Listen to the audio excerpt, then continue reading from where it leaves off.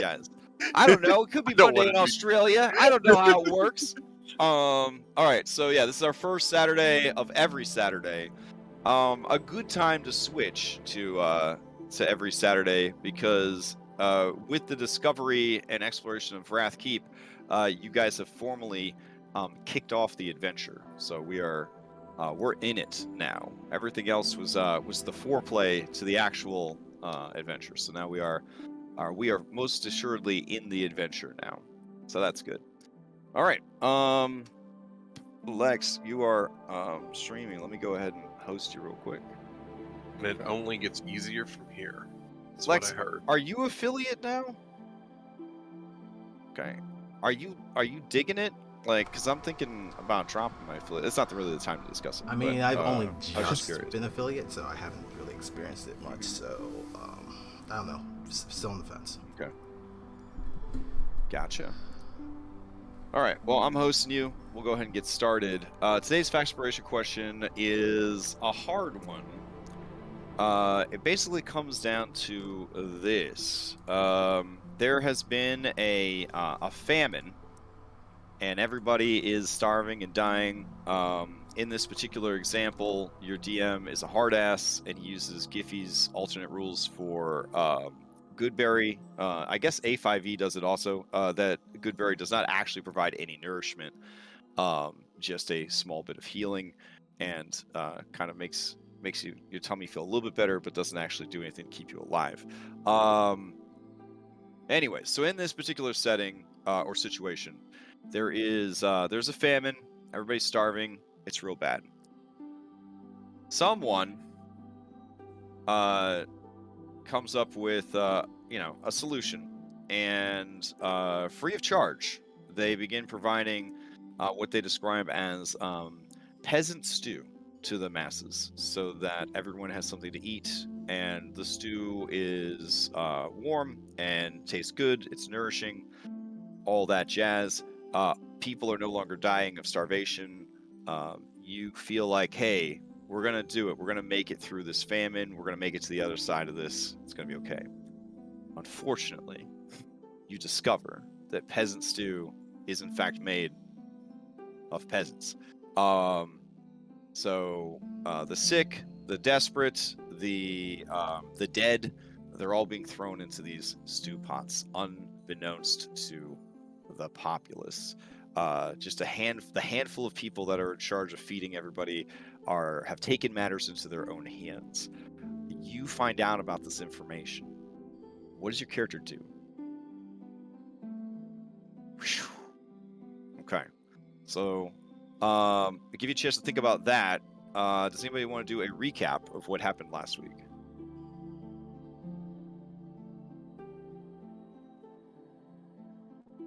Oh man, Barnabas? Anybody want to do a recap for a point of DM inspiration? You currently have 5, I believe, fan inspirations, 2 of which were donated this morning. One from Marcus Noble and one from Lexeus. But does anybody want to do it? Otherwise, I could do it because a lot happened last week. I don't mind doing the recap. I'll Get it? Oh, okay. Who said I'll get it? Who said that? So, me, Layla. Hello. So, our session opened with our party split. Though I know not what happened in character, we'll go through it. So our session spent about the first hour and a half-ish in the company of Guy and Thanlin in their townside adventures, as they went to Drellin's Ferry to warn the town of what we had heard and kind of seen on the horizon. Vraath Keep, but they did not get to enter the keep. They went with all the information they had and tried to set up a meeting with the town's leaders. They visited Sir Tyran. Guy learnt some magic the fun way through explosions.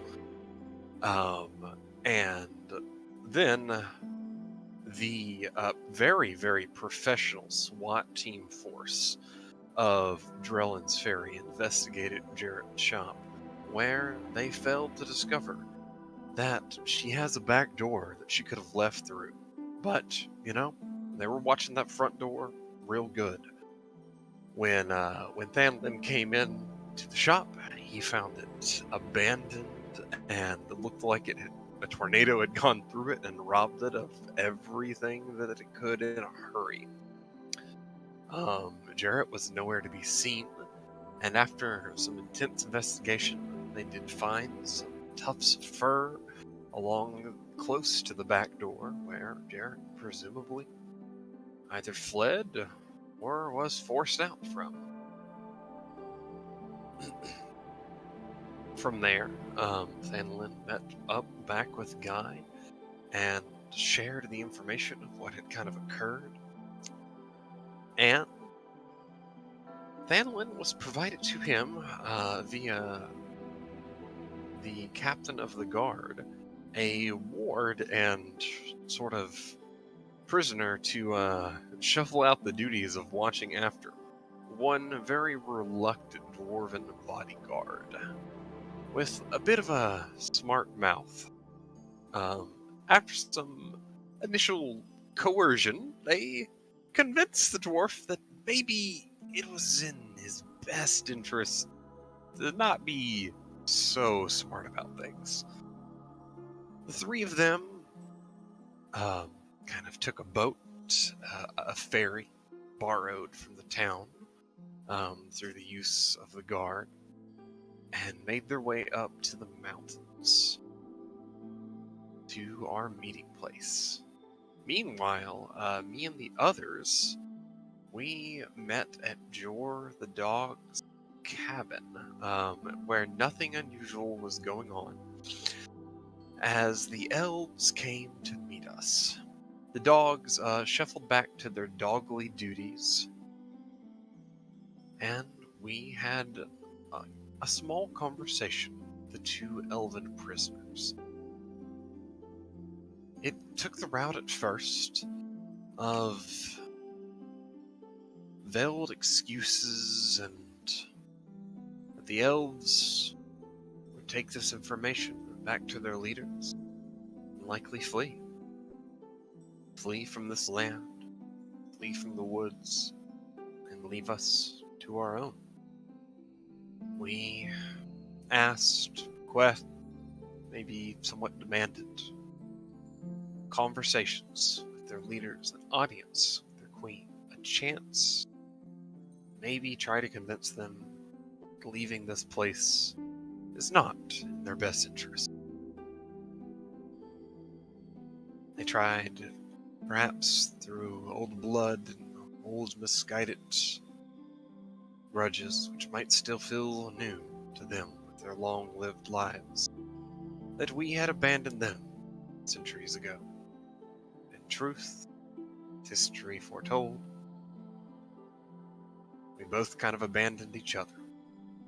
Reluctantly, we've at least agreed to said audience. They return to their home, tell their queen what they had found. Then we journeyed out to meet back up with Guy and Thanlin. We sat over a dinner, camped over the night, just had our own little things to do. Some of us played songs, played games, us took watch. We just took a night to ourselves before the meeting with Warklenall.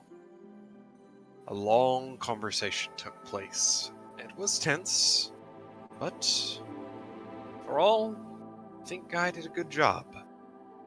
Spoke well. All of us did, honestly. We spoke up when we should. I don't really feel any of us spoke out of turn. Warklenall is rough heart. Underneath the exterior, there is a hardened man. One does not really believe in diplomacy or honeyed words.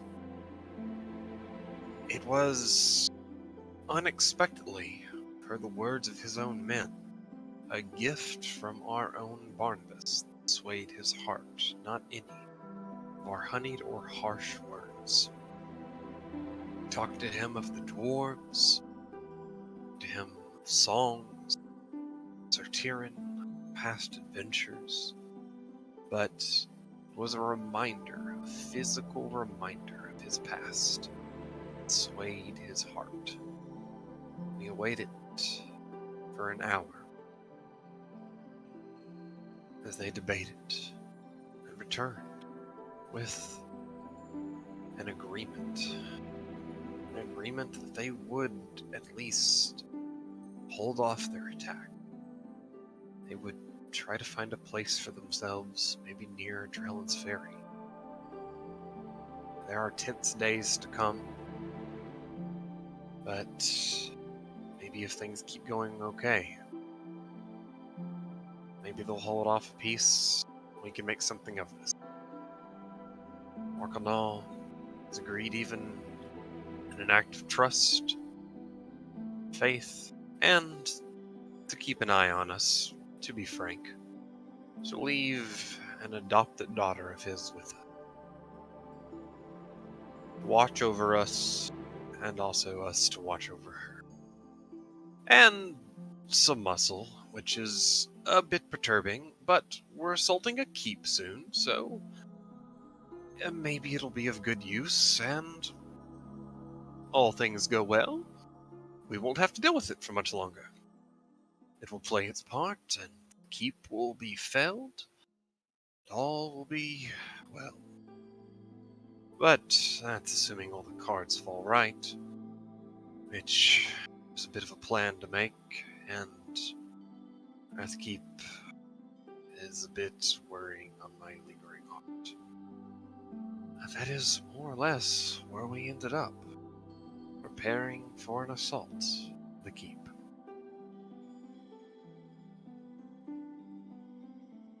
Go ahead and take your point of DM inspiration. So, with new alliances and new allies in place, you guys are getting ready to head back to Vraath Keep. You were even making plans over a rough hewn map that you guys built from memory. So, before we jump into it, does anybody want to answer the very tough Factspiration question this week? The region is suffering from a famine. People are dying of starvation. A small group has found a solution. It's peasant stew. It seems to be working really well. Unfortunately, you discover the truth that peasant stew is actually made from peasants, some of which are perhaps sourced unethically, you might say. What do you guys do about it? What does your character do? I'd take this one. Okay. I'm going to take a guess that you find a way to convince them to start charging for peasant stew instead of giving it away for free. But I'd love to hear it. All right, what do we got? He wouldn't charge for it, but he would definitely acknowledge the fact that the few have died to save the many in this case. And while it is a great evil, it's going to produce a good. And not only would he not tell people about it, he would sternly talk to the people doing it and give them advice on how to hide their secret better. Okay, a very lawful evil answer. I expect nothing else from Barnabas. Good stuff. Take your Factspiration. Yes, cool motive, still murder. You will find that lawful evil is the best alignment for getting shit done. And that's what he's about. Yeah, very, very much. It's the best alignment for getting things done. All right. It's up to you guys now. You are... Let me move your "you are here" token to better reflect where you're at. You're right about there. And you're going to travel either through the mountains or back along the coast of the river and then back through the flooded forest to reach Vraath Keep again. You have been making plans for how best to do it. You have this adorable Vraath Keep map expertly drawn by one of your familiars, I guess. And you had also talked about scouting nearby and collecting up a certain ogre and owlbear that were sort of left to wander about during the peace talks, because Warkelnaw did not have time for that nonsense. So let me change out the music while you guys figure out what you want to do next.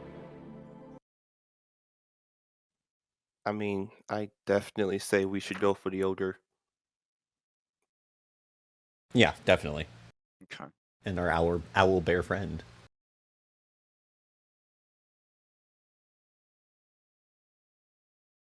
Let's see.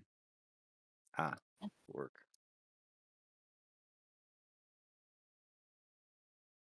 All right. So you guys are gonna go track down the ogre and his owlbear friend. With Team Nature, it is a relatively simple thing to do.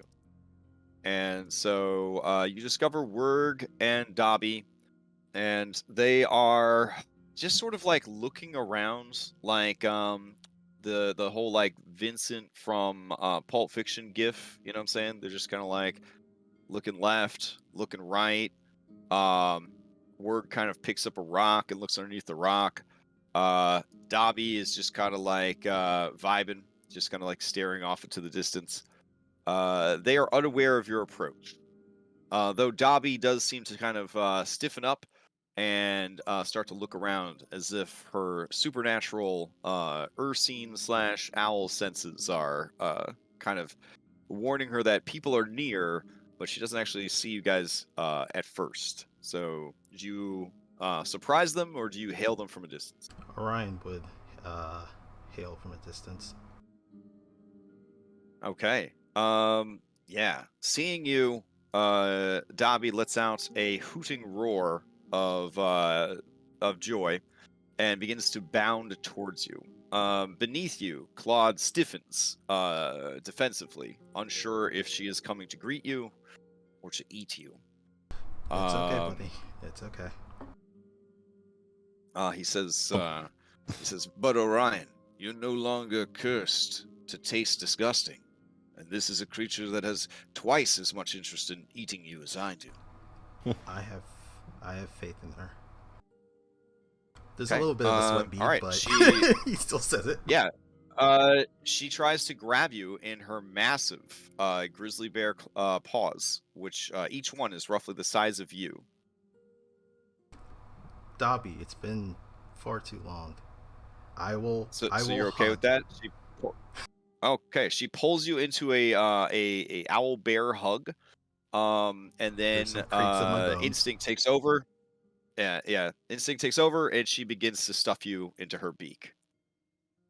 Claude immediately grabs hold of your rump with his mouth and starts kind of pulling you. You guys watch as the giant mountain lion, the frozen tundra lion, who has been obviously very lost, and this owlbear are now playing tug of war with your mouse-skin There ally. are a lot of squeaky toy noises. Yeah.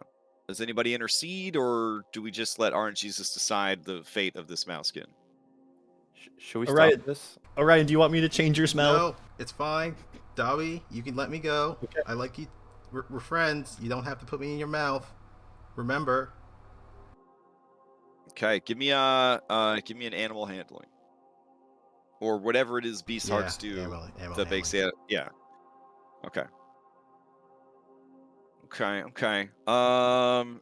She doesn't seem convinced by this, and so you're kind of saying it into the inside of her mouth because she got you like head first in there. There is sort of a pull between her mighty 20 strength, and I believe Claude is also No, rocking. he's only No, only a 16. 16 strength.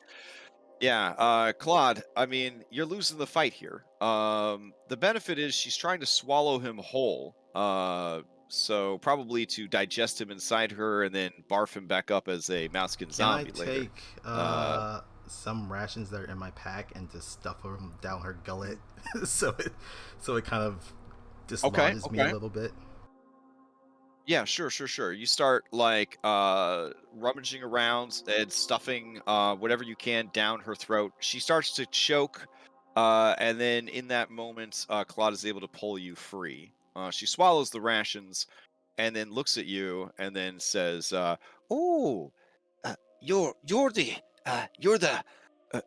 not ugly anymore, and you smell and taste. And she kind of like scents the air around you. Delicious. Yes, I know. Remember, it was those stupid purple giants that made me ugly. But I'm ugly no more. It's good to see you too. Okay, yeah, you're like a Ghostbuster that's been slain by a ghost. You're just covered in owlbear spittle from like I'll head to toe. still pet her beak. Okay. All right. This is a much tenser friendship than it used to be. You start to realize. I feel like every friendship I maybe- make with a beast is going to be tense going forward. Yeah, she has ulterior motives for sure. For this in this relationship. All right, Werg sees you guys and says, "We came for the meeting, but I couldn't find the ruins." Oh, that's weird. It was right under that rock over there. I think you're on the right I track again. looked under the rock in case it was an underground ruin and there was a secret entrance. Big thinker, big think. No, pretty good, pretty good, pretty good. No, My we made it. brother says I am cursed with a strong mind. Real strong, real strong. Potent mind, even. This is your old friend here. And guy would gesture to the Fomori. Everything's all good, work. Everything's all good. That's Sluxdor. She is very cruel. Yep, not looking at her. Yep, we did meet with Workelnaw, and he has allowed Sluxdor to accompany us as we go to the keep. We came to find you to see if you would like to join us as well. So the meeting is over? For now, we'll We- meet with Workelnaw again, but he wants to. We have new keep to go to, much to Yes. smash. Many to smash. Many to hunt. You want to What's smash? that, Dobby? He looks at Layla, and he says, "Yes, Werg will help you smash. Was my brother at the meeting?" No, too cowardly. He said he was afraid of seeing you. Okay, give me a deception roll. Okay. Oh man. I did just point out that he's very smart. Can guy do the tapping the forehead meme? Oh my god. Yeah, if you want.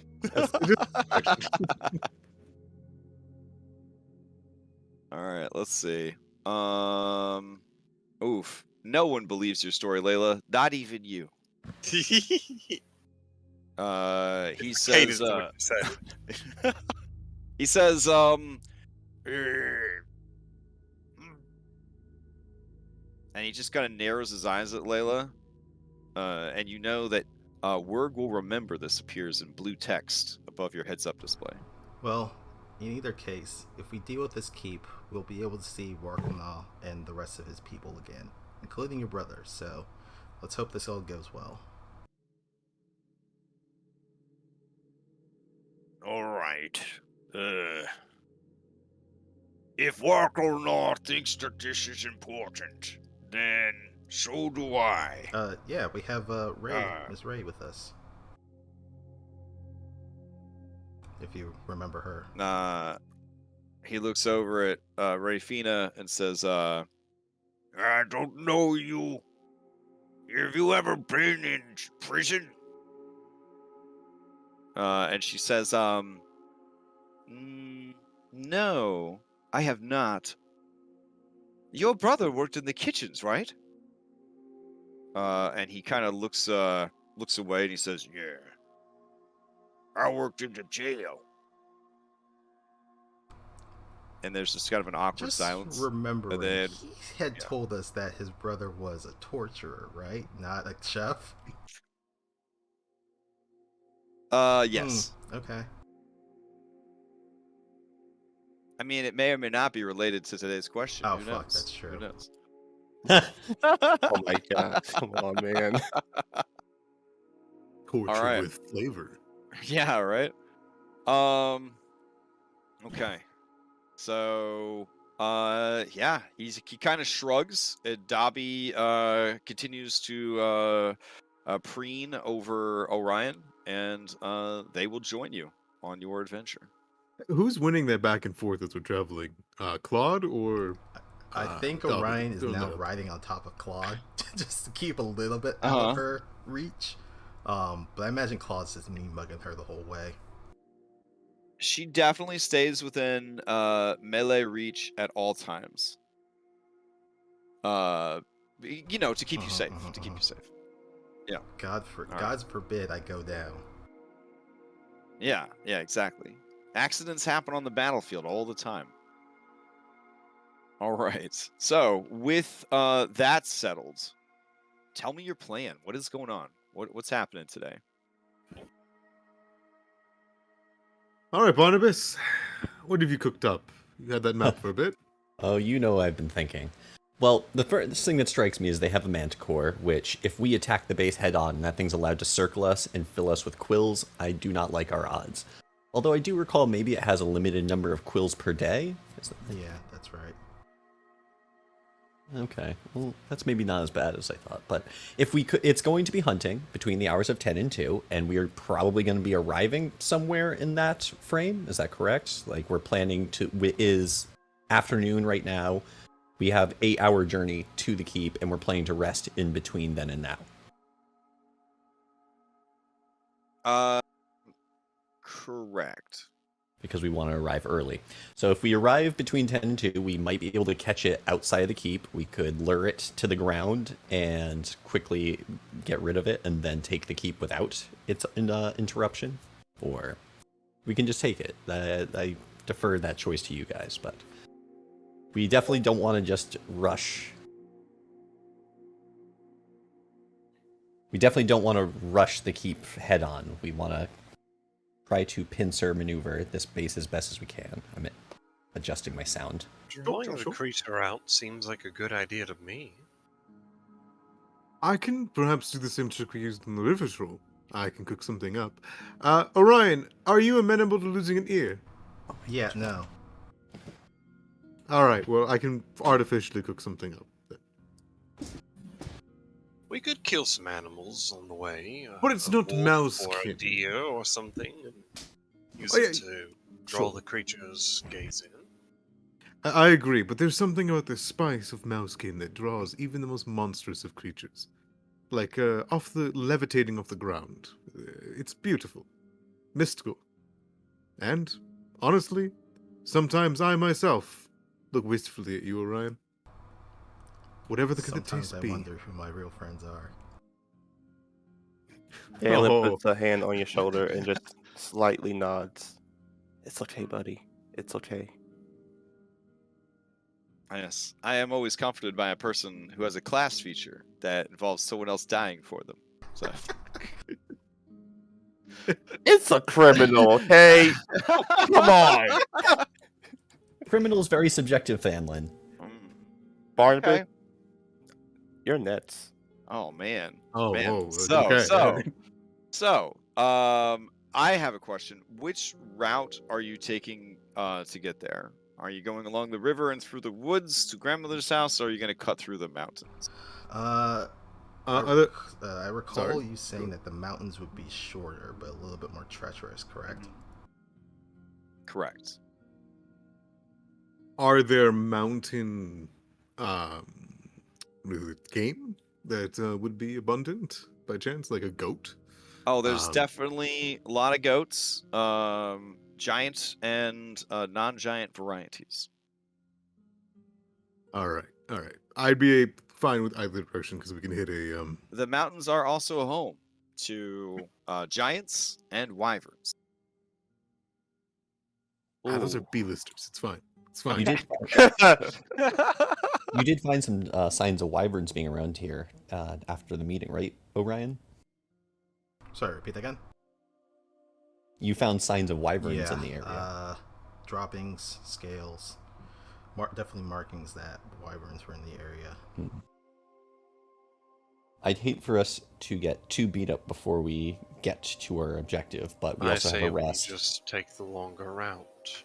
I'd be willing to coat us with Layla's shadows and bring us up there. Yeah, that could work. And then we rest before the keep, so then we get everything back. How long's the journey up the mountain? I believe the mountainous path was going to take half as long as going all the way back around. So we would still have some So, daylight yeah. if we took the mountain path, right? It'd be because the meeting we had was around noon, probably a couple hours to get through all that.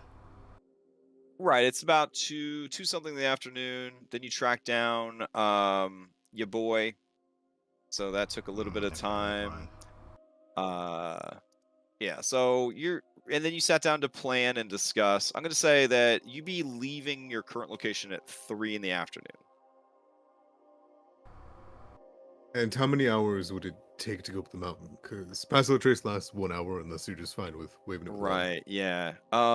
So again, from where you guys currently are, I believe the times I gave you with Team Nature was, you guys correct me if I'm wrong, because it was a week ago and I don't believe I wrote it down, so just going off of memory. But I believe the journey, if you were to go back down, follow the river, and then cut through the woods with Team Nature, was going to be about 8 hours of travel. That sounds right. Yeah, so if you guys cut through the mountains, it would be 4 hours. That's a lot of Pass Without Traces. In either case, we'd still be getting there around 8-ish, 9-ish, so that's still sundown. So yeah, we may as well take the long path. Take them out. Yeah, I agree. Yeah, same here. Okay.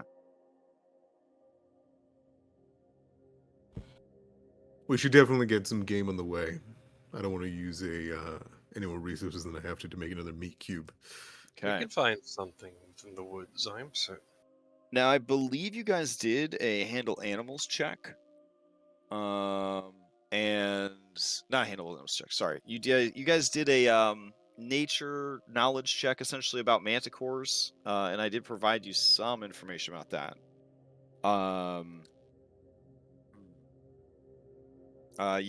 You're always welcome to do a check again if you want, like, to kind of refresh that information.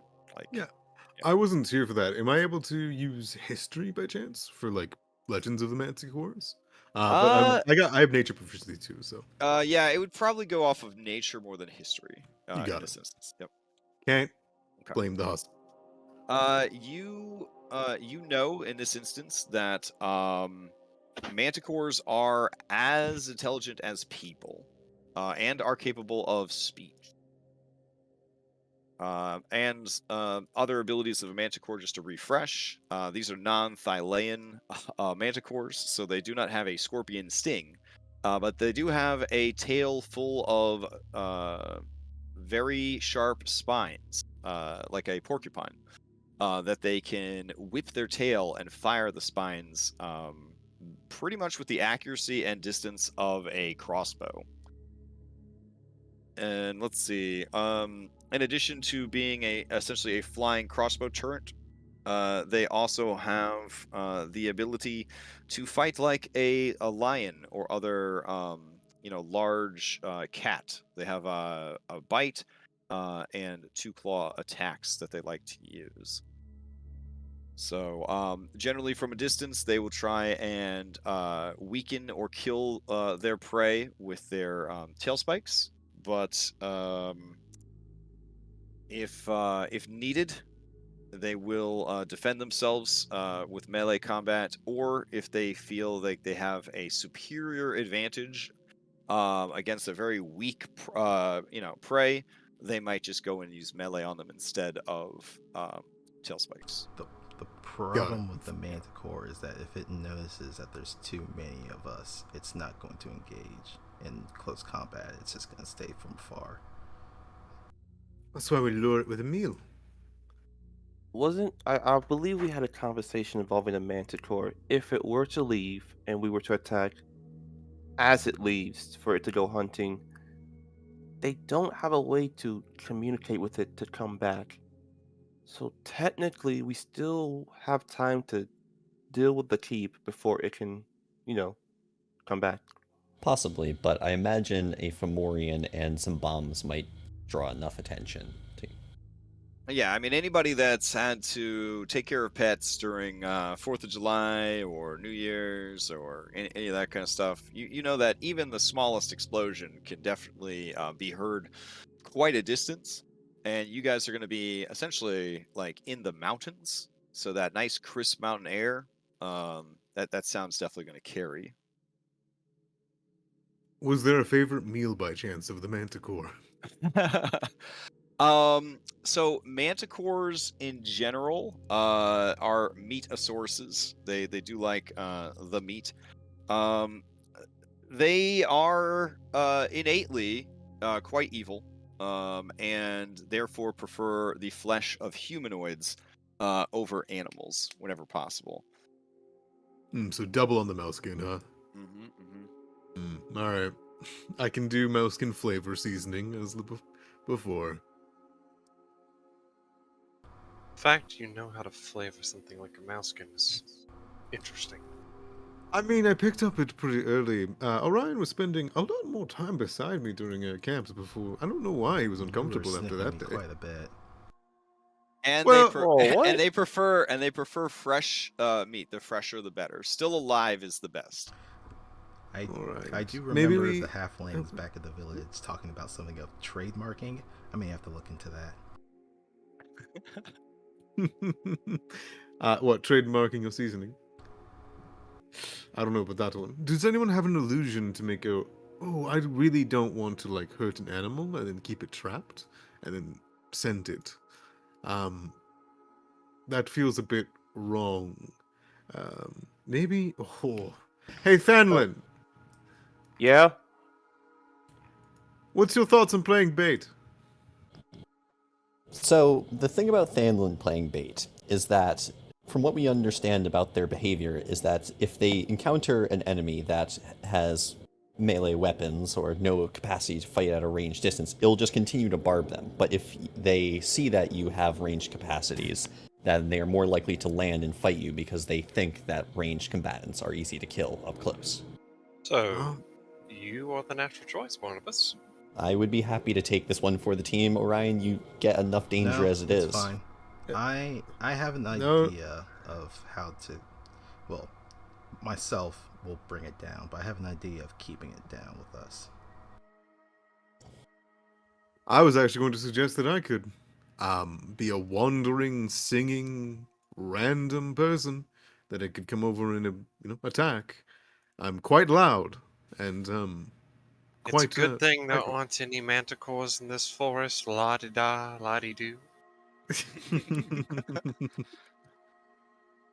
I would be fine playing bait as well. My magic makes me innately more vulnerable looking. I'd be willing to take off my armor too. How many of those magic missile charges do you have? Oh, I haven't used it yet. I was thinking about saving it for whatever that Kauth guy you were talking about is. Do they recharge on the day? Or is it a limited use? On the dawn. As long as I don't use all of it. So, and if that manticore likes to fly around and we need to get him with a last little hoorah, I'm more than willing to use it. Maybe we could make like a lasso or something to catch it when it lands? I'd leave that up to Jert. Yeah. What do you think, Jert? He crosses his arms. I mean, it could probably fly off with you. You and Thanlin might want to like hold on to it together. Yeah. It sounds so dangerous. Come on, bud. Everything's dangerous. No, this is me. Jert doesn't say this. I'm saying this. Jert feels no fear. He just stands there with a fucking assertive glance. I'll do it. There's no way this thing can pick up a set of plate armor. Judging from... I think it could probably pick up the two of us, but we would at least slow it down and we could hit it while we fly. But if we fall... I mean, that's not we good. only saw it from a distance. If that thing is the size of Claude or Dobby, I think it can easily pick up one of us and just fly off.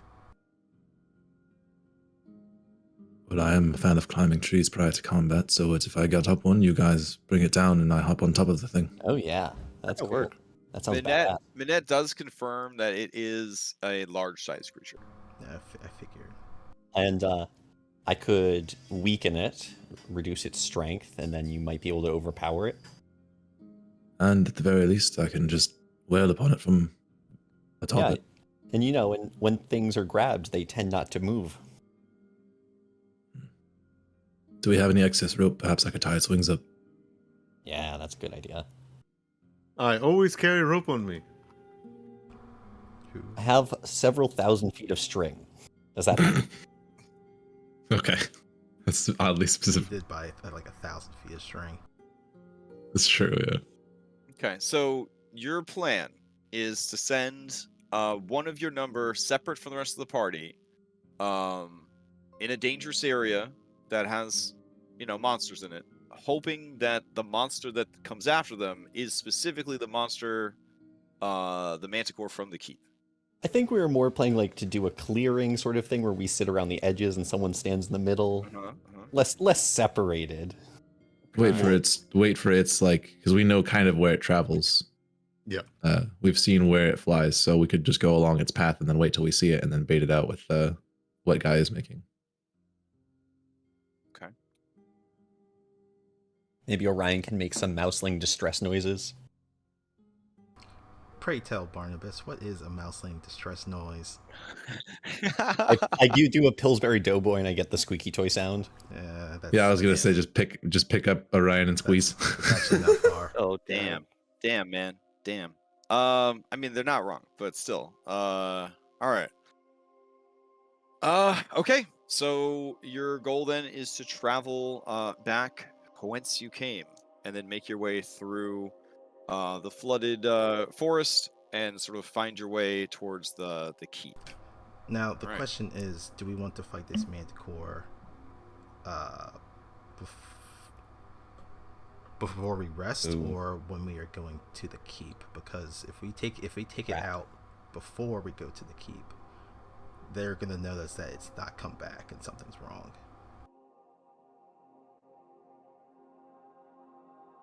If we fight it before we fight the keep, we're just spending more resources than we should that could have been saved for the keep.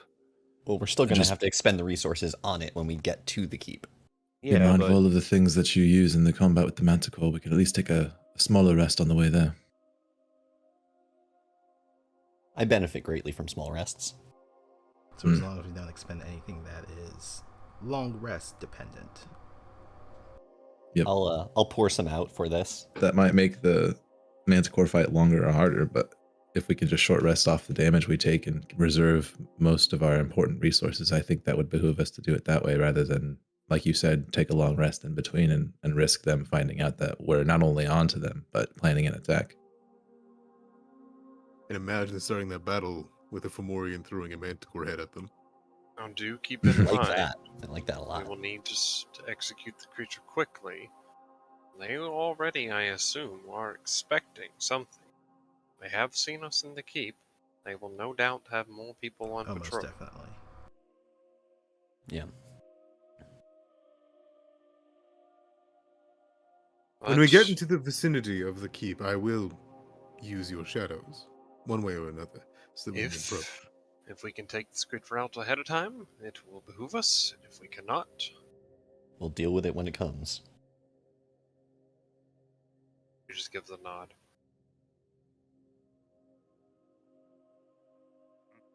Weird question, Crash. Can you cook and travel? You could cook during the camping and stuff, but while you're hiking and moving on the road, you're mostly just trying to keep a good pace. Yeah, that makes sense. If you had a wagon or a war wagon, aka the fantasy mobile home, then yeah, you could definitely do that. I have a kitchen in my ring. When we get back to Drellin's Ferry. Build this one. It'll be great. Okay. All right, so, no worries. you guys are heading back down the hillsides, back towards the river, going up along the coast, and then at your earliest convenience, skirting the mountains, but heading into the flooded forest again, with the intention of reaching Vraath Keep. Now it's 3 o'clock. If you hike the whole way, 8 hours of travel, you are going to get there at 11 o'clock at night. So how many hours out from the keep do you want to stop? Do you want to stop at dusk and camp and then continue the next day? What's the travel looking like here? I think that's probably the best, because would this take us any direction towards Jor's cabin? Jor's cabin is at the northernmost, like almost the northeastern part of this kind of flooded forest, like closer to the road. So going to Jor's cabin would probably add another 2 hours, because you'd be going up and then back down again. Mind. I mean, the time is up to, it's your time, however you guys want to use it. I just need to be aware of the times and the routes you're taking, because that influences random encounter chances and certain other aspects of the because adventure. I'm trying to remember the distance and time it took for us to go from Jor's cabin through the swamps and then towards that one route that we took to the keep last time. That took us about 2 hours of travel. Yeah, which is where that extra 2 hours of travel would come in to the 8 hours that you already have, because you'd be kind of going up and then swooping back down from Jor's. I mean, we're raiding. If we rest, leave out in the Question morning, for we would everybody. make it on time. Say we just take the safe path and rest there. Yeah, we really gotta stay out of the zone of the Wurgs. And today is very windy, as we already established. Tomorrow will continue to be windy, but will also be very hot. A high of 92 and a low of 82. Would be hotter if not for the 11 mile an hour, 17 kilometer per hour winds that are going to be, cooling things off. But the wind, in addition to having a chance of blowing out torches and unprotected flames, is also going to sort of influence anything that has to do with smells and scents. So just sort of keep that in mind. The heat itself, if you are wearing heavy clothing or armor, you are going to have to make constitution saves against heat exposure. Anybody with resistance to fire or similar abilities and traits will not have an issue with this. Anybody that is wearing light or medium armor, or basically like light clothing, you will be hot and miserable, but not have to worry about any of that. And that weather report is brought to you by your party's druid. So, from what I just heard, we're going back through the swamp, right? That's what it sounds like. I'm just trying to figure out if you do a full force march, 8 hours to get to the keep, or if you stop at any point to rest. I do want to question the party. If we go back through the swamp, the same one in which we fought the Hydra, I assume, right? Yep. Same one? Wouldn't there be more patrols further within that general vicinity? They know the Hydra was there, and chances are they know that it's dead. Probably. Most definitely at this point. So at that point, we would be walking to an ambush, should there be one. I just want to point that out. That's a possibility. I will be shielding us with shadows, and we might be able to get the ambush on them. There was always the cliff option, but we would have trouble getting Claude and the Fomorian up there. And,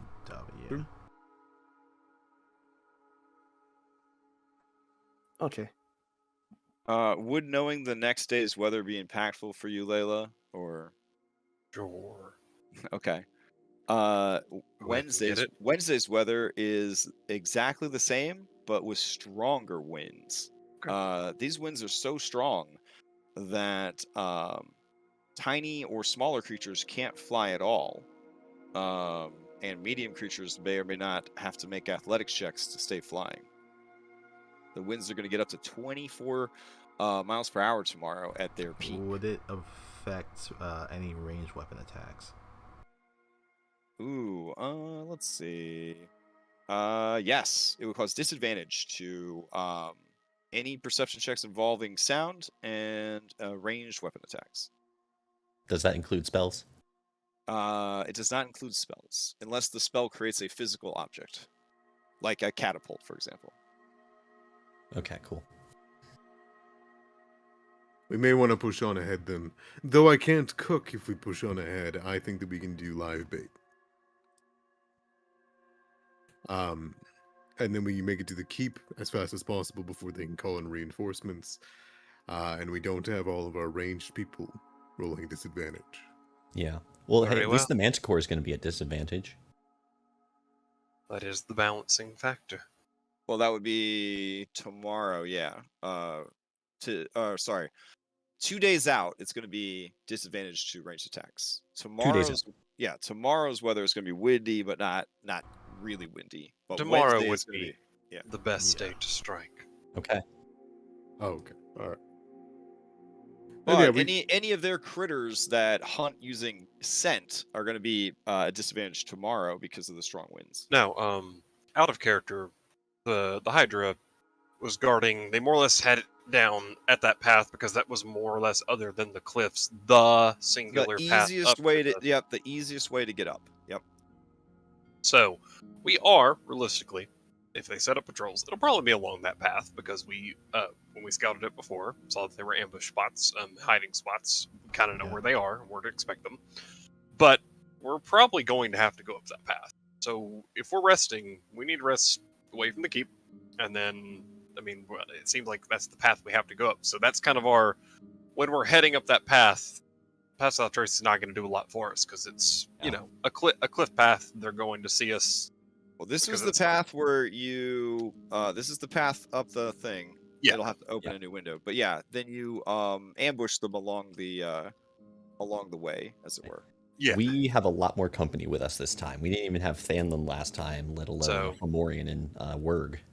I mean, I think our assault pretty much starts once we are past where the Hydra formerly was, past that bridge, and going up the kind of mountainous path to the keep. That is realistically where things are going to break off. They are probably going to have time to get some things in order by the time we are up there all the way. But we are expecting this. So just expect to fight up the path and into the keep. A part of me thinks we should just make the gamble and assault the keep while the Manticore is away, truth be told, but Well, you know that based on your previous checks and experience, the creature leaves the keep to hunt and scout between 10 a.m. and 2 p.m. and 10 p.m. and 2 a.m. And then it lazily sleeps the rest of the time.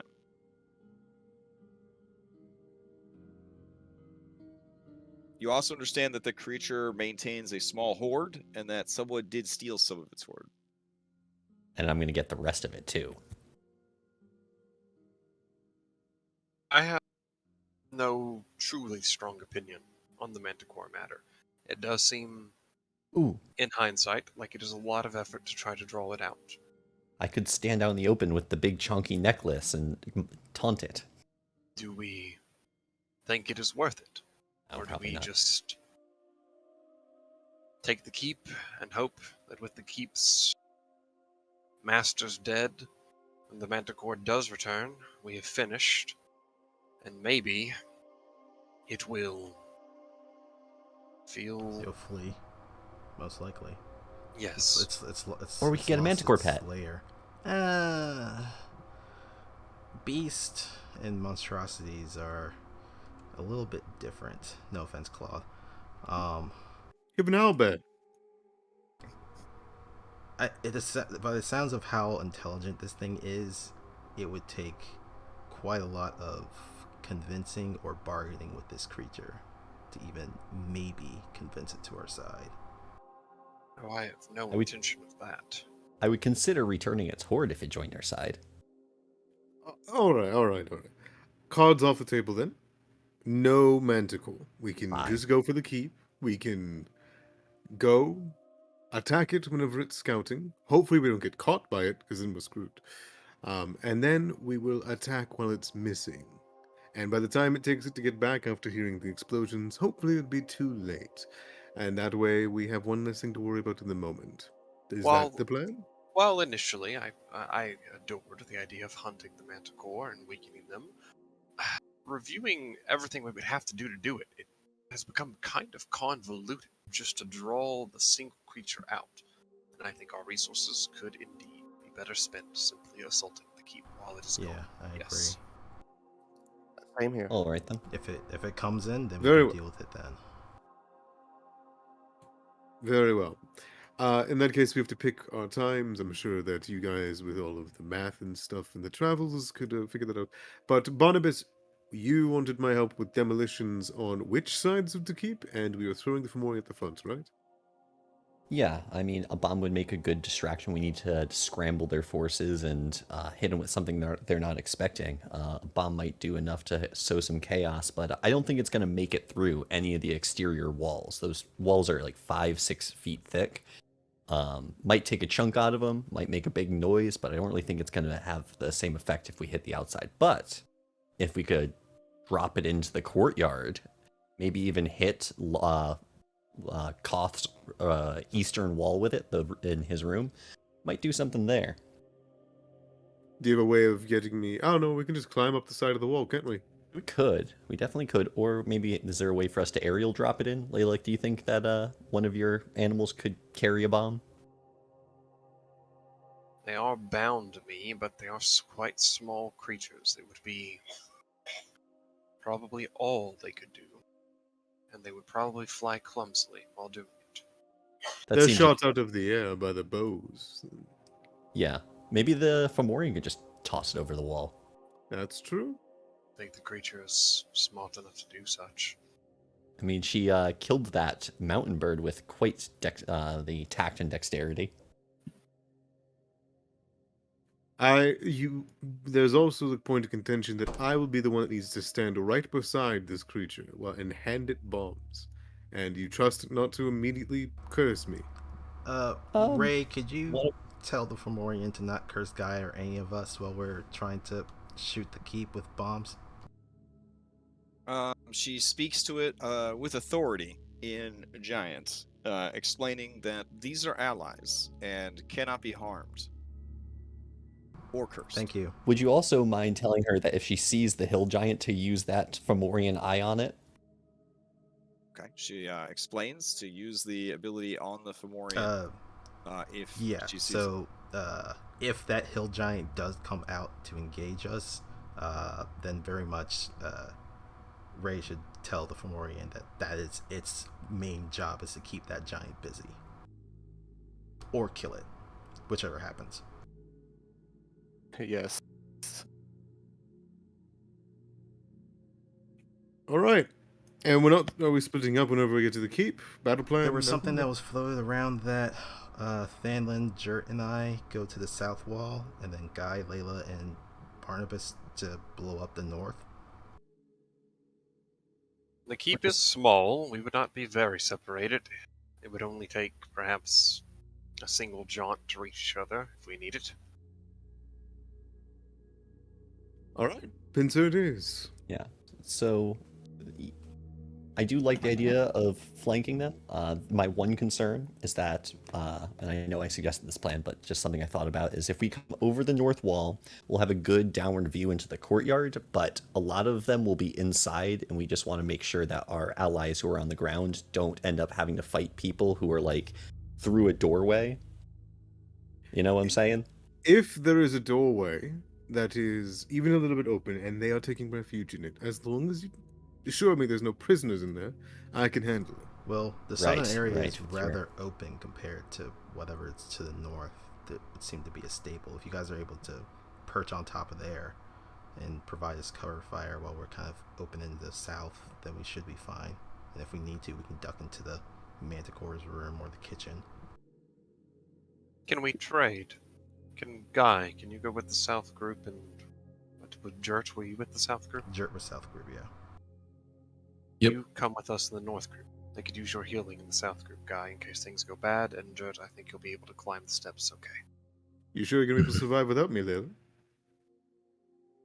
Oh, 3 minutes. I think my heart will not stop. Good, good. Ooh. Is there something going on we should know? See, that's what I thought last time. That does remind me, actually. You do Uh-huh. need to teach me that little skill, Layla. What with the weird tendrils and the we're talking about? Before we rest Jesus. tonight, Yeah. Yeah, Context. well, Context. But Okay. yes, I'm amenable to going south. Okay, so I'll stay with the South group then. So I guess I'm still trying to figure out: are you guys So, sorry. 8 hours all the way to the keep, or are you stopping to make camp and stopping rest to before? make camp is what it sounds like, and then we assault it when the Okay. Manticore is gone on its little scouting stuff. Okay. Correct. So that means that you're gonna go during the day on Tuesday. So you're gonna go Tuesday between 10 and 2 p.m. Correct. Yes. Correct. yes. 10 a.m. and 2 p.m. Okay, got it. All right, let me check for any random encounters on your way there.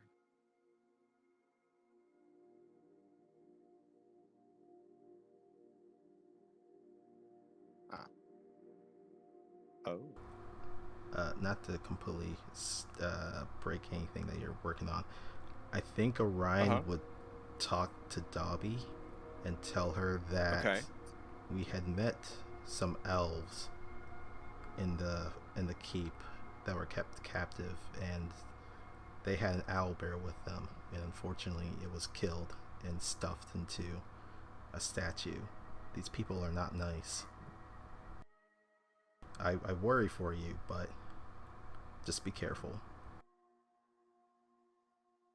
She is not afraid, and will seek vengeance for her people. Is the general takeaway. And then I imagine she tries to gnaw on my arm, and I just rub her beak and stick it away. So when my pug was a puppy, she was really into biting people with her tiny needle-like teeth. And eventually she got over it, but not really. So one of her pro moves, if she's like cuddling with you, is to yawn real big, and then accidentally, when the yawn is over, your arm is like being bitten. Like, oh, my mouth just closed around your wrist and is eating your flesh. That's kind of where you and Dobby are at. Like Dobby understands that you're a friend, not food, etc., but there's still Accidents sort happen. of it'd be nice, like if something happened to you, she wouldn't want your body to go to waste. That Do you sort of really need that other arm? I think you'd be fine without it. thing. Yeah. Just stuff like that. Guy, remind me again, what can you learn from us? Learn from Skill-wise or anything?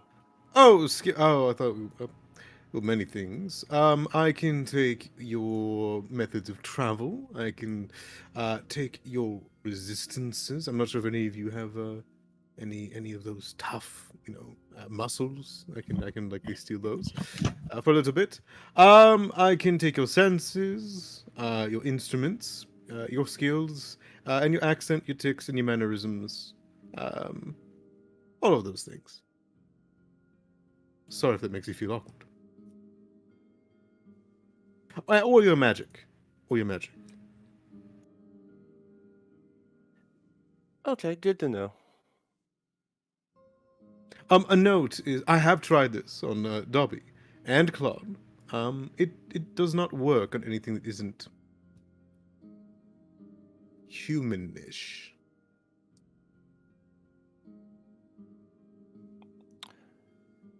Could you... Wait, no, you didn't encounter the hobgoblins back then. Never mind. I understand there's some mechanical curiosities about Guy's ability. It's a Valdespire subclass. Basically, they can have one spell that they wouldn't normally have at a time, and they can have one trait that they wouldn't normally have at a time. So if they take a new one, they do lose the one that they previously have. But it's a spell and a trait. And they I can have actually up to 6 spells and a trait. Really? Yeah. So I store 2 of each circle of spell. So 2 first levels, 2 second levels, 2 third levels. Let's see, you can learn 2 first levels. Okay. Which don't count against the number of sorcerer spells you can. It seems pretty broken from a multi-class standpoint. I'm not gonna lie. Those 1 level dips. Yeah. Wow. That's what sorcerers are good for. Yeah. Wow. That's bananas. Okay. Get No, into the I was physical- only asking Wow. because do any of you have disguise self? Why would I disguise myself? No. Oh, then never mind. Because I was thinking one of us could potentially walk in as a red hand. The one problem with that is, from what we could tell, they all spoke Goblin or some other language. So if they start asking you questions and you can't respond, we got a problem. I don't want another Fomorian issue. I'm taking that one off. Okay, just asking. Just No, asking. but a good idea. Maybe if we would learn some of their language, that would definitely help. But yeah, it's a little difficult. It also occurred to me Guy wasn't there for that encounter, so he wouldn't have seen anything Yeah, from it. it's just everything that we Alright. told you guys.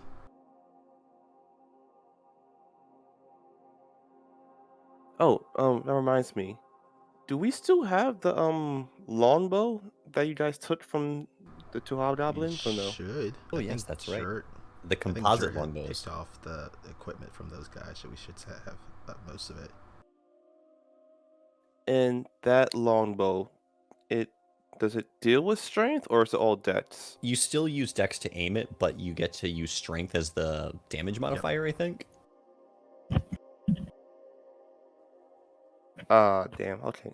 Wait, I mean, I mean, how's your dex looking? Sorry, did I I'll miss have anything? a +4 with the longbow to attack. But I mean, it's something, I suppose. It is something. Jert, would you be better off with that? But it deals with strength. Strength longbow? Hell no. No, I think I'm better with my axes and ropes and things. Jert's a dextery boy. Yep. Would He's big. He's anyone- big and strong, but he's not that big and strong. Would anyone mind if I used Go it? for it. It's like 3 times the height of me. I'm not going to use it. Seems useful to you. Do it. Do you need Alright. some arrows? I have some Cool. extras. Oh, yes, please. If we're gonna fight the manticore, I want to at least be somewhat useful should it take flight. Good call. I'll pass over 15 arrows to you.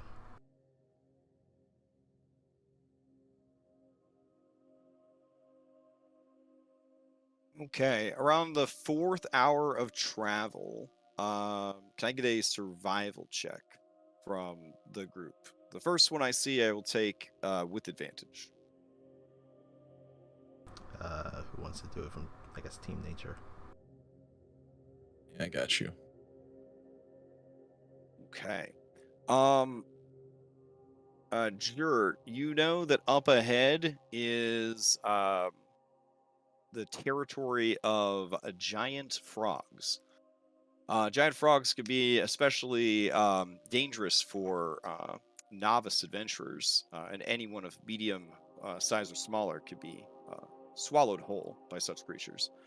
Do you want to add another hour of travel and go around, or do you want to proceed? He turns it to the group. I'd prefer not to be frog food. I think since we're going tomorrow, the extra hour doesn't hurt us today. All right, we'll take the long way. Okay. All right, I'll take you guys over to your campsite.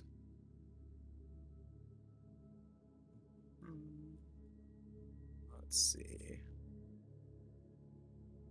There we go. And I think you should be able to go back and forth from campsite to maps and vice versa, however you guys see fit. So, all right. As you settle in for the night, your growingly eclectic group of heroes and allies sort of settle themselves down and prepare for tomorrow's adventure. Okay. At your discretion, you can perform some camping. I do need someone to volunteer as the lookout. Unless their B team ability lets them do it, they cannot be contribute towards camping stuff. So just kind of keep that in mind. Whoever lookout is needs to be one of the main 6. Was it a survival again? It was intelligent survival. I can do it again, and that was with advantage. Yeah, and we also need everybody to make camp. So, yeah, That's a survival check. correct. All right. I believe it can be strength, wisdom, camping checks. You can kind of. Yeah, the first one I just sent you, Crash, was for camp, and then this next one will be for lookout. Okay. Yeah, setting up camp can be strength, intelligence, or wisdom survival. Oh, should have made that intelligence. It's fine. Okay. You do have Team Nature with you. I'm going to say that the addition of all these allies is going to raise the DC a little bit of setting up a successful camp that does not draw too much attention to yourselves.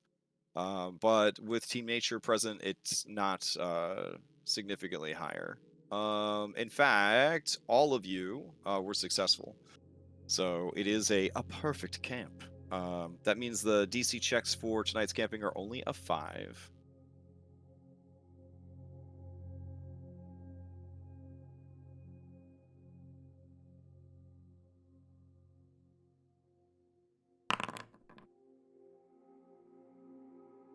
What is it doing?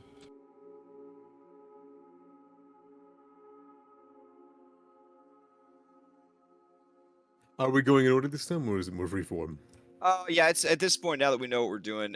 Just kind of let me know what you're doing, and then we'll kind of go from there. If it's easier for me to call it out, then I could do that as well. Let's just do that then. Jerk, what are you getting up to? So for my camping, let's see. I think he's going to do like area security. The last thing we want is to be discovered en route. So he's going to make sure that there's more dense foliage around where we're at. Any open pathways are covered with tree limbs that make it kind of dissuading for natural pathways of animals to come through. Anything to keep us from being seen by the flora, fauna, and any potential enemies. Okay, so you'd like to spend your camp activity actually sort of helping Orion with camp security, basically? Yeah, I'm gonna be. Okay. Since he said he's gonna be on watch, correct? Yeah. Yeah. So instead of being on watch, Jert's gonna be out there doing individual like fixes to parts of the camp, covering pathways, and then patrolling outside the camp. Okay, sounds good. Layla, what do you get up to? Other than near the beginning, she will drag Guy off to the side, make him stand at the border of camp, so he's not in the way. Worth mentioning. If you want to play a game with an NPC, you can. Just NPCs don't have an action economy for short-rested camping. That's all. But you can actually challenge them if you'd like. Neat. Okay. Yep. And she would tell him, stand over there, away from everyone in the forest. Do I need to take my shirt off? Sure. So Tyrion made me take the shirt off because. Take your shirt off, then. Okay. Yeah, a lot of the NPCs are listening in intently. Do we all Why hear did this? Sir Tyrion make you take your shirt off? Words included. All right, are you good and comfy? Sure. Great.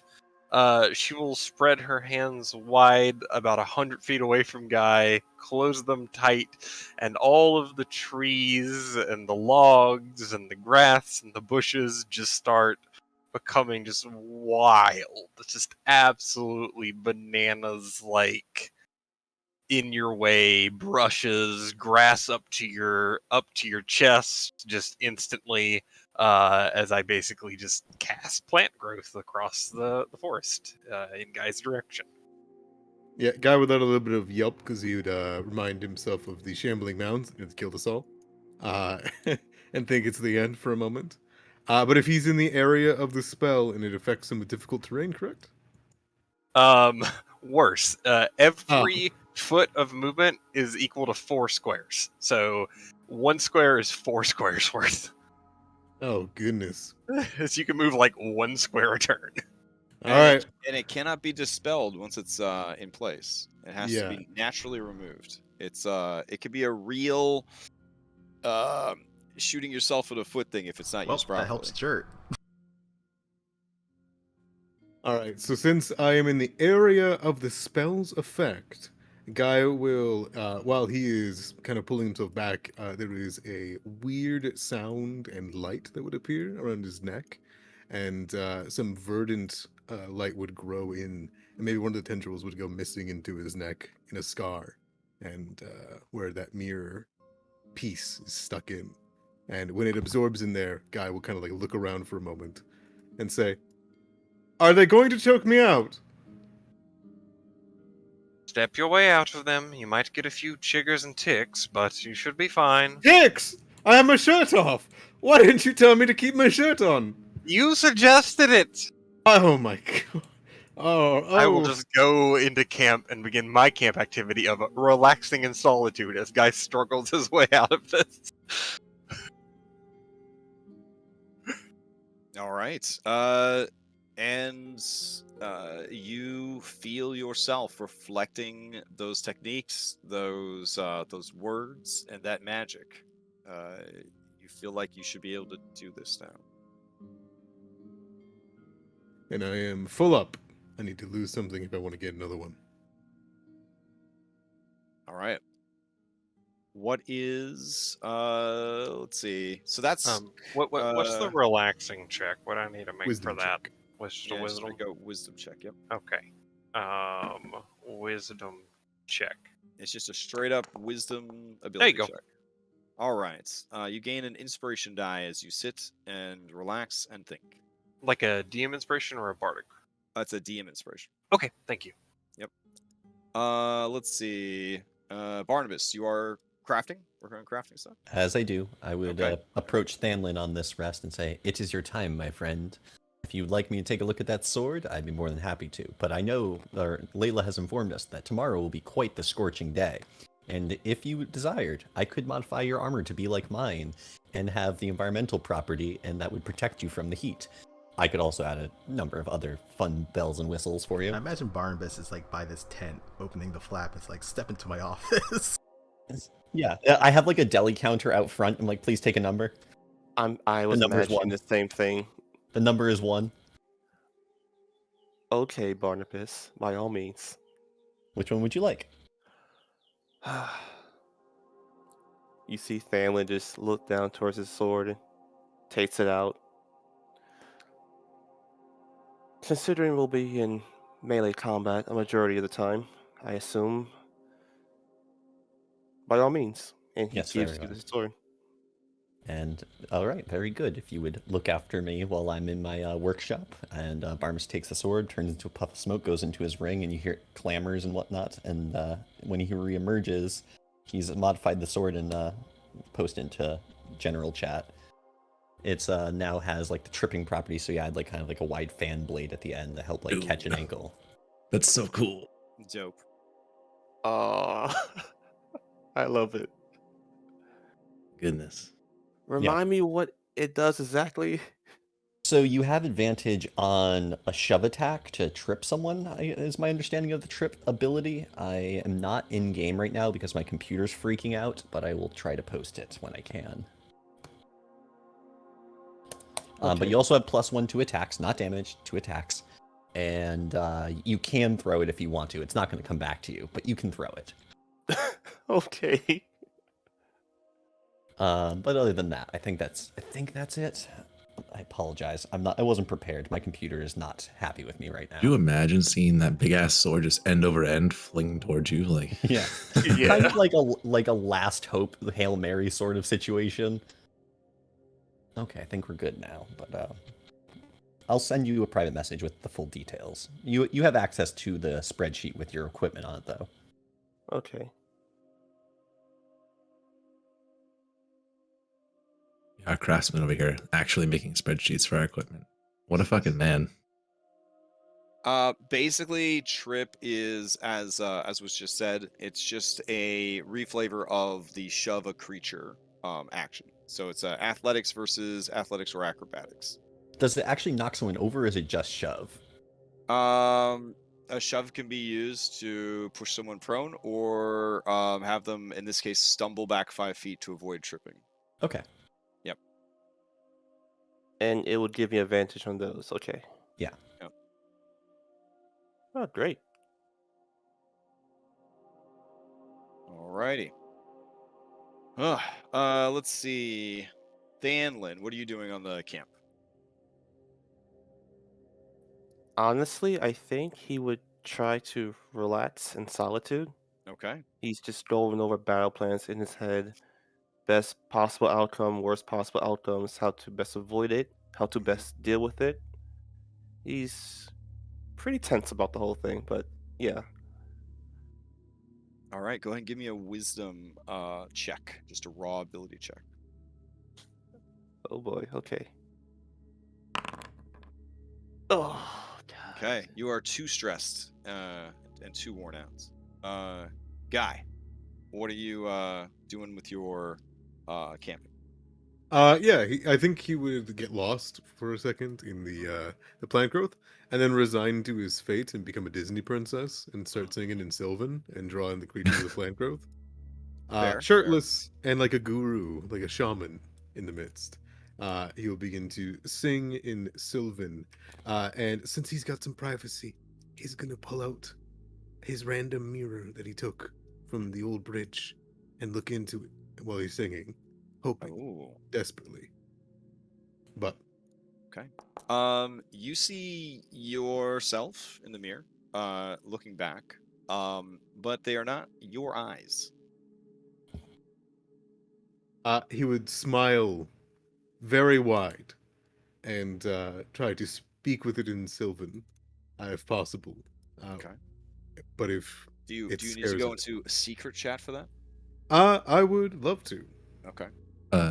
May I ask before you guys go, where are you? You're on the outskirts of camp, right? Yeah, I'm in the plant growth. Okay, so that's exactly where Jert's doing setup, is the outskirts of camp. Is there a chance I come across this at any point? Since I'm also doing lookout, I Ooh. can also speak Sylvan too. So will I overhear this while I'm passing by areas? Oh. Let Oh, me see how gosh. the little Oh, chat goes. okay. And then I'll I I'll also speak Sylvan as well. give you guys a play-by-play. All right. Hell yeah. Okay. Not to be nosy bottoms, Actually, but... hold on. Each of you who's patrolling outside the camp, this is how Team Ranger do.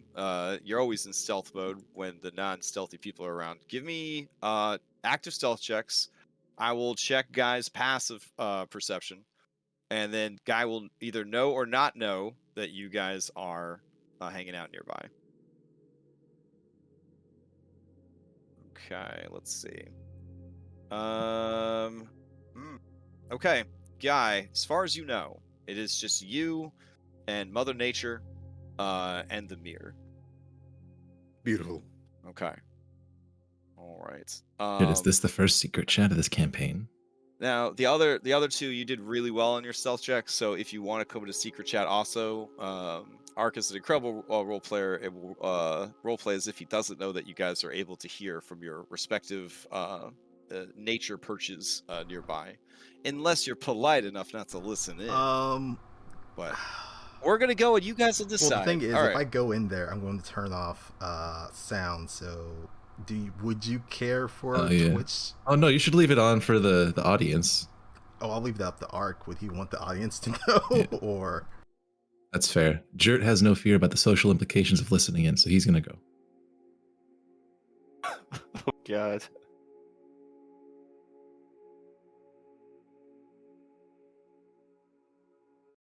The smile never leaving its face, or your face, or the face that you have assigned.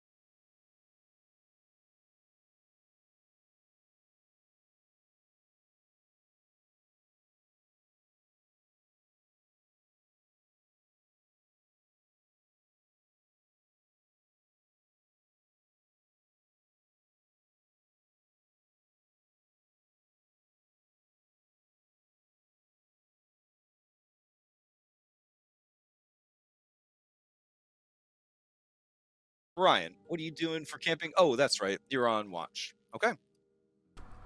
Yes, that is correct. That would bring us to the Just end if of that. I'm gonna leave chat and rejoin because my voice robot, I think, disconnected. Oh no, there it is. It's just super low. Sometimes if you go to secret chat and come back, you can't hear the voice robot anymore. The only way to fix it is are you able to hear me? chat. Okay. Yeah, I can hear you. Just if it was possible, could Orion have asked Ray to kind of accompany him on the lookout? He was Yeah, just sure. kind of curious to learn a little bit more about the Fomorians, or it's not the Fomorians, the Furbolgs, because they kind of are a little bit naturey, like the Mouselings are. Okay. So just to kind of pass a little bit of the time. You guys have an awkward, like, Nikolaj, like, kind of conversation where she tries to explain that it's pronounced Fearbolg, and not Furbolg, or Furbolg, or any of that, and she kind of walks you through it a couple times. So there's that kind of awkwardness. But she explains to you that their people are sort of disdainfully referred to by other giants as the small giants or the little giants. Basically, they are descended from the ancient forest giants. Forest giants are all but extinct on most worlds because elves really don't like ginormous lumberjacks. Paul Bunyan is a forest giant. If you follow American mythology, yeah. So forest giants, they mean well, I guess. They're not evil in the same way that normal giants are, but they are also an absolute what's the best word to put here? They're a liability to the environment. Fortunately, they breed slowly. That is to say that they have a low birth rate and slow maturation process. But if forest giant communities can be allowed to grow to any significant size, deforestation becomes a huge issue. And obviously, in fantasy settings where creatures live in the woods or are the woods, that usually causes some issues. So over time, they are, on any given world that they spring up, kind of hunted to extinction. And in some worlds, those that survive learn to sort of live in harmony with the woods rather than trying to be the masters of the woods. And as such, they kind of grow smaller but more magical over time, and then you sort of end up with Fearbolgs. So Fearbolgs are sort of this sort of fey evolution, or giants might kind of view it as a de-evolution of a giant taking on more and more fey and elven kind of traits and cultural values and whatnot. They have a number of innate magical abilities, including illusions to change their appearance, and the ability to turn invisible in preparation for an ambush or in response to violence. And they favor druids, rangers, all of those lovely nature classes. Rogue scout, one of their favorite professions. And they are able to speak with both animals and plants in the same manner that a Triton can speak to aquatic life. So they can make what they are saying known, but they can't innately hear a response. But this is very useful because they have a technique of sort of whispering to plants as they make their way through the woods, which sort of mimics an almost pass without trace like ability as nature kind of listens to them and kind of moves out of the way. She does tell you a funny story that her people share about not all plants can be trusted, and you learn about the most evil of all trees, the black maple. The black maple is a neutral evil tree, and it uses tree internet to hack other trees and steal all their nutrients. Plants like that cannot be trusted. She tells you this with like a very solemn, like she's giving you a very important warning. That is all fascinating news to Orion because he never considered trying to talk to plants. It's only just been animals so far. Also, that gives a little bit of insight to how Warkonal's perspective was when he was trying to protect his community, so that gives him a little bit to kind of reflect on. I think he'll also confide in Ray that he's not entirely sure of like the origins of mouselings. I'm not sure how it is for this world, but he assumes there may be a little bit of a fake connection, because otherwise it would be really weird for these mouse-like people to just be walking around and talking and stuff like that, like other humans. But he doesn't know about the history too much about it, so he's very curious about like how the whole evolution from the forest giant to Fearbulk was occurring. Okay. She confesses to not know much about evolution. Obviously, the words that she would use for internet, it would be an interconnecting web-like structure of root system that allows trees to share nutrients, and therefore a forest is often considered to be sort of one organism in a way, because they all are sort of interconnected and bound together by spirits and also by roots, essentially. And then regarding the evolution, it's more of generation after generation they became less like the giants of old and more like the fey beings they are now, essentially. So, but yeah, it would kind of bring a point up to Orion of like, where did Mousekin come from? How did this even happen? We're very big for mice. I mean, you've seen regular mice. Yeah, you've seen regular mice. Right. And for that matter, how did the humans get so much bigger than the halflings? Like, how did that happen? And then the giants got bigger than the humans. Like, where did it start? Where did it end? Nature is so Orion, weird. you go on a nature's so weird. You go on a deep journey. You're very lucky you don't have access to Reddit, or you would get no sleep tonight because you'd be in there reading threads, trying to get educated. I think it's just conspiracy theories between Orion and Ray just talking about all of this. By the time you guys are done, you're convinced that all life either started with the Titans or with the Halflings. It's just one or the other. Like, I think we just come back to the camp and just look at Bart. So go ahead and give me Constitution saves to see how well rested you managed to be for the night. These are only a DC 5. It should be as nothing to you, says the guy that frequently fails these kind of saves. Why did mine roll twice?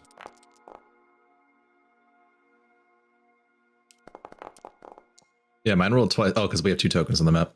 Oh. How did I... Oh, right, because I put you guys over there. I should just put a all cameraman over here. Probably be easier.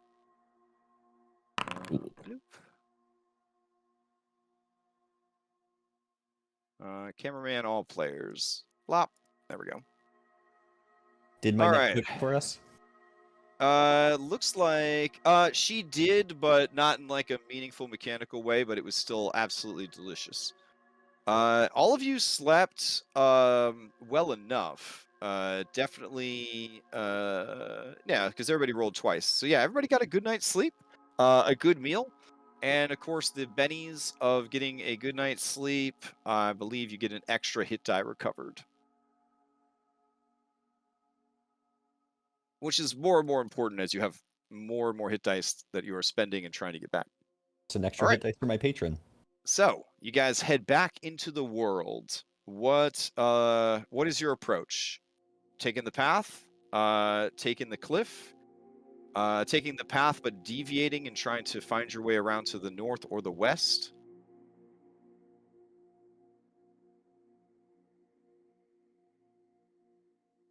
Lead the wager.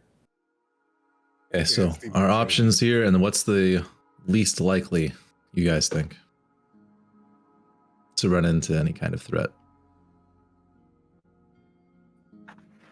Considering who we're dealing with, and that they are effectively highly trained army, I wouldn't put it past them to have ambushes set up. The last time we were on this road, they had ambush spots set up already. So then we don't travel along Yeah, the road. we're definitely going to be using Yes, those. let's avoid that. Then do we want to deviate to the north or to the west? Well, the west would bring us to the southern tower, right? The north would bring us to the side of the camp we haven't been to, so it might be worth exploring.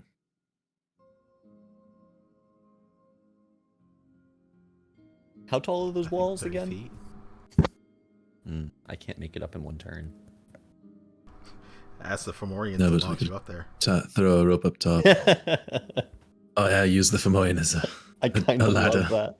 Honestly, it makes sense. The Fomorian's going to be busy. Oh, sorry. I'm changing the music. It's probably gonna be a little bit louder. Let me try to I adjust mean, it they're on going the to be fly on on my the end. B team, but we can probably ask Work to do it. He can substitute. Just huck you up there. Fastball special. Oh my god, yeah, just Oh, don't yes, miss, please do. splat against the fucking castle wall. Like. All right, so you are small, and the giant could definitely throw you a pretty great distance. There is almost no way to avoid any damage. If they threw you at a creature, I would allow you to use Dragoon rules to apply whatever damage you would be taking to the attack roll. Meta suggestion. Hear me out. What if we huck Layla over the wall and she wild shapes me there? Oh. Pretty dope. Immediate no. Why not?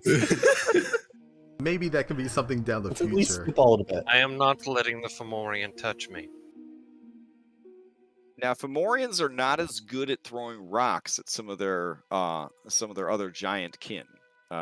They're more about cursing you and smashing you. And they're also very sneaky. They're trained in stealth, you know. Oh, that's big. Yeah. Sluxtor, for example, has a +3 to stealth. Better than me. Yeah, that's a pretty stealthy giant. Maybe we can surprise the base. Let us take the north path. Okay, so All right, you guys are going to sounds come in good. from the north. Yeah, hour Yeah. out, Alright. casting Basilisk Trace. Okay. Thank God. All right. Let's see what we could do here. All right. So you rested. 1, 2, 3, 4, 5, 6, 7, 8. You finished your journey there. 1, 2. Let's see. That would have been 8. There we go. And then 1, 2. And then you're going to take a detour to get up to the north side. So you'd be arriving right around the time that the Manticore would be heading out. Yes. So 10 a.m. All right. Let me take you over to the actual map. Were we supposed to roll stealth checks now, or when we get there? The stealth checks will be happening right now. This will determine if anything noticed you guys approaching. Okay.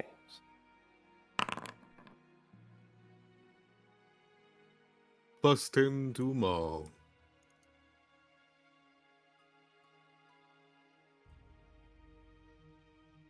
I'm sorry, I was in notes. You said you wanted stealth checks? Yes.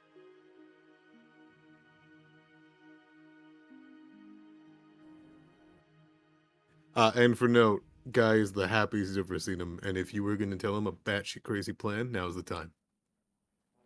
So Excellent. we build a giant rabbit, and then we bring it up to the front of the gate and hide in it. Oh, like Jared. Yes, yes. Yeah. Let's see. Where is this here? Vraath Keep. There we go.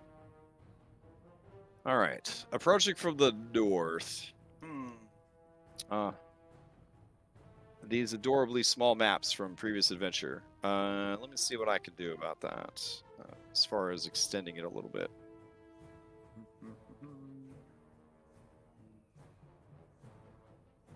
Okay.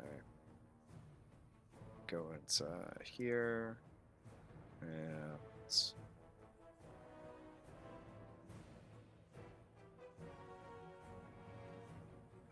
oh, sorry. Yeah, you don't have to worry about interrupting me. I'm just looking for some shit to put in here. Quick question. So the Fomorian's going to be acting on its own.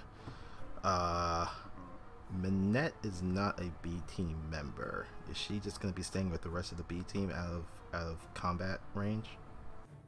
I mean, Minette wants to save her her friend, her tutor, her master. So she's probably going to want to get in on this biz. Fair enough. You guys can advise her not to, if you would like. Didn't she sign the B team contract? No, not yet. Not yet. Not until we until tell we this. save Damn it. Gerard. She's wandering NPC. Minette, what do you feel about staying out of the initial assault? I don't want you to get hit by an errant bomb or any arrows. She hears the words that you're saying, for sure. But overall, likes the idea of not getting blown up or killed. So, yeah, she'll definitely stay hidden. If you guys are, if you guys are willing to save him and you don't need her help, she will definitely kind of hang back and let you guys do what you do.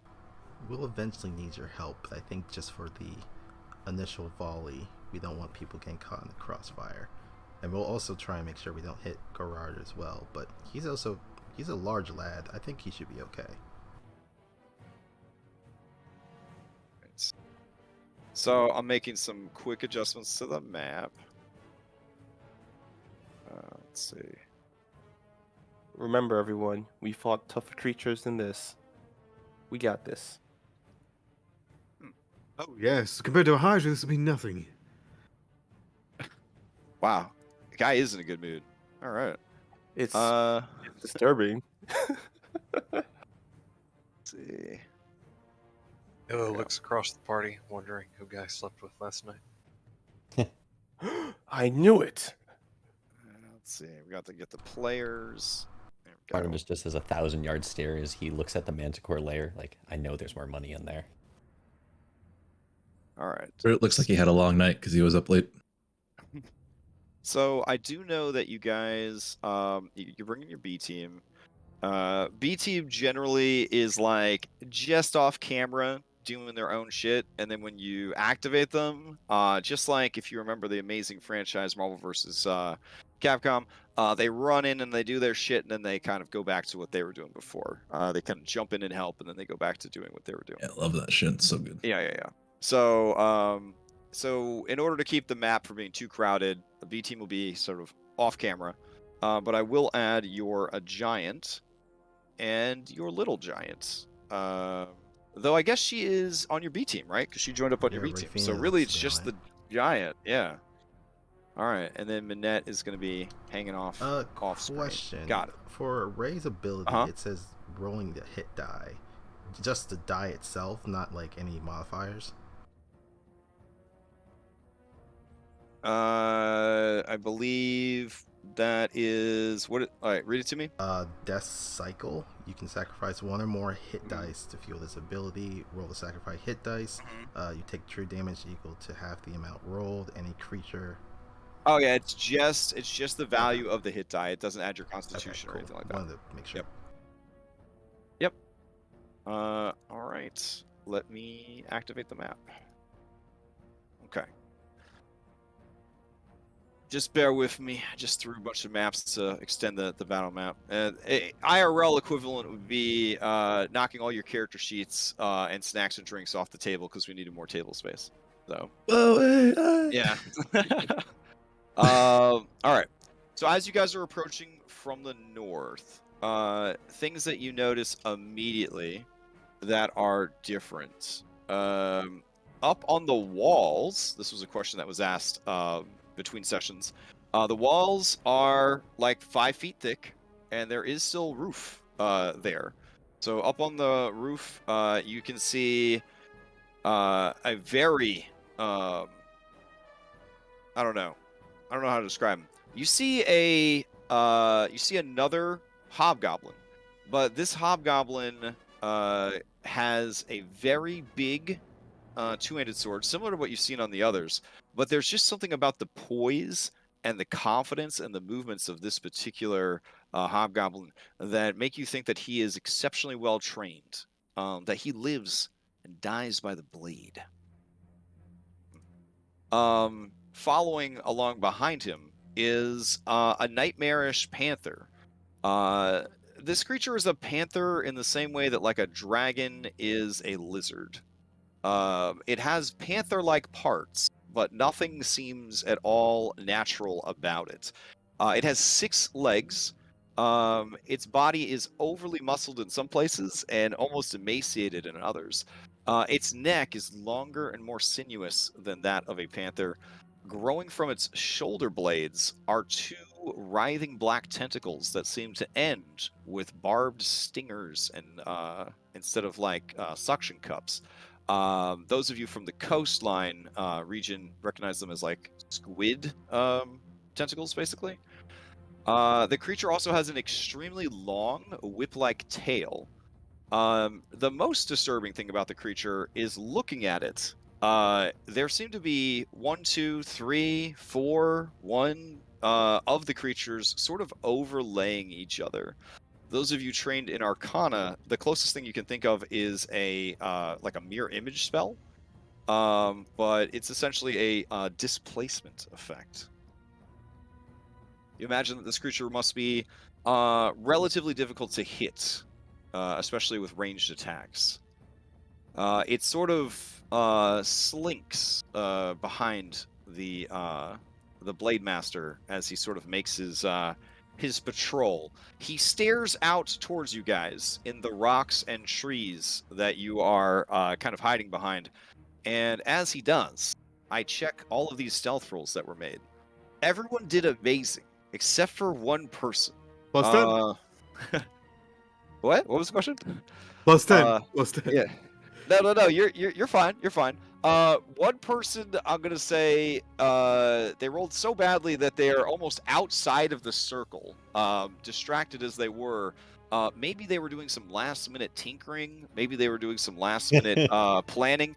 But no. because this was a group check, you guys grab them and pull them closer to the circle, and you guys pass the check. So he kind of looks at you, his gaze kind of passes over the location where your party is, and he just keeps going with his patrol, as does the creepy Yeah, as Barnabas is creature. walking, Claude just bites him from behind and yanks him back. Yeah, Literally just like writing things down, walking off in the wrong direction. Okay. Oh shit! You also notice that patrolling the area is a warg rider. Oh man. So you see there is a Gerblin, and she is riding upon a mighty warg. There we go.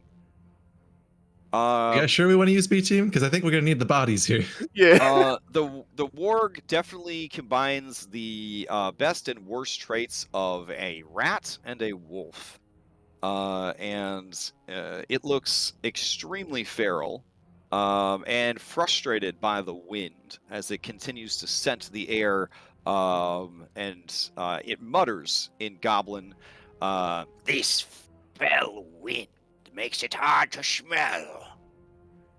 Is Koth sure they will return?" And the Gerblin in Gerblin says, I don't know. I mean, we do whatever Koth says. That's how it is when you live in a military life. And the warg says, I was promised flesh and blood. I was promised to hunt. And the Gerblin says, all in due time. All in due time. Oh, hype, you say? And then, you see over here, those 2 hobgoblins that are just literally standing on the road. Yeah, I also Oh, and you guys also notice that Callahan is posted out front as well. Oh my god. In the open like that? Yeah. Yeah, so what if we just send the Fomorian like straight down there? Yeah. Where would you keep your stone or your hill giant? Small fort. Crowds up the place. Are Oh yeah, that's might right. be worth. guys moving from that spot, or are they staying on the side of the wall? Are who? The guys on the roof? Correct. No. Yeah, the Blade Master stuff is patrolling. Callahan seems to just be standing there, looking bored. I was just curious if he's gonna patrol that way, like. Oh yeah, he along. seems to be doing a total like counterclockwise. Got it. I wasn't sure Yep. if he was going to stay on that wall. All right. All right. Now you watch this large creature balances along this this wall, absolutely no problem. Here there was no issue because they had a roof, but here it's just the wall, and this creature is obviously very dexterous as it makes its way along the wall. All right. I think the time is now. No, isn't it? We can take him. Wait for another rotation. There'll be another opening. We need to come up with a smooth point of entry and how we want to use our Fomorian friend. The moment we approach the wall, they'll know she's there. The moment she leaves this circle, she'll know she's there, probably. I turn to the Fomorian. Do you think you can handle that giant at the front? Now, one thing you notice is when the guy gets to this point, he then turns around and starts heading back. So they can't, those two towers, again, don't have roofs and are crumbling and stuff, so they don't have, like, sturdy walls there. So he just starts making his way back around towards you guys. All right, and then the warg kind of continues its thing. It checks around the back here, doesn't see anything of interest.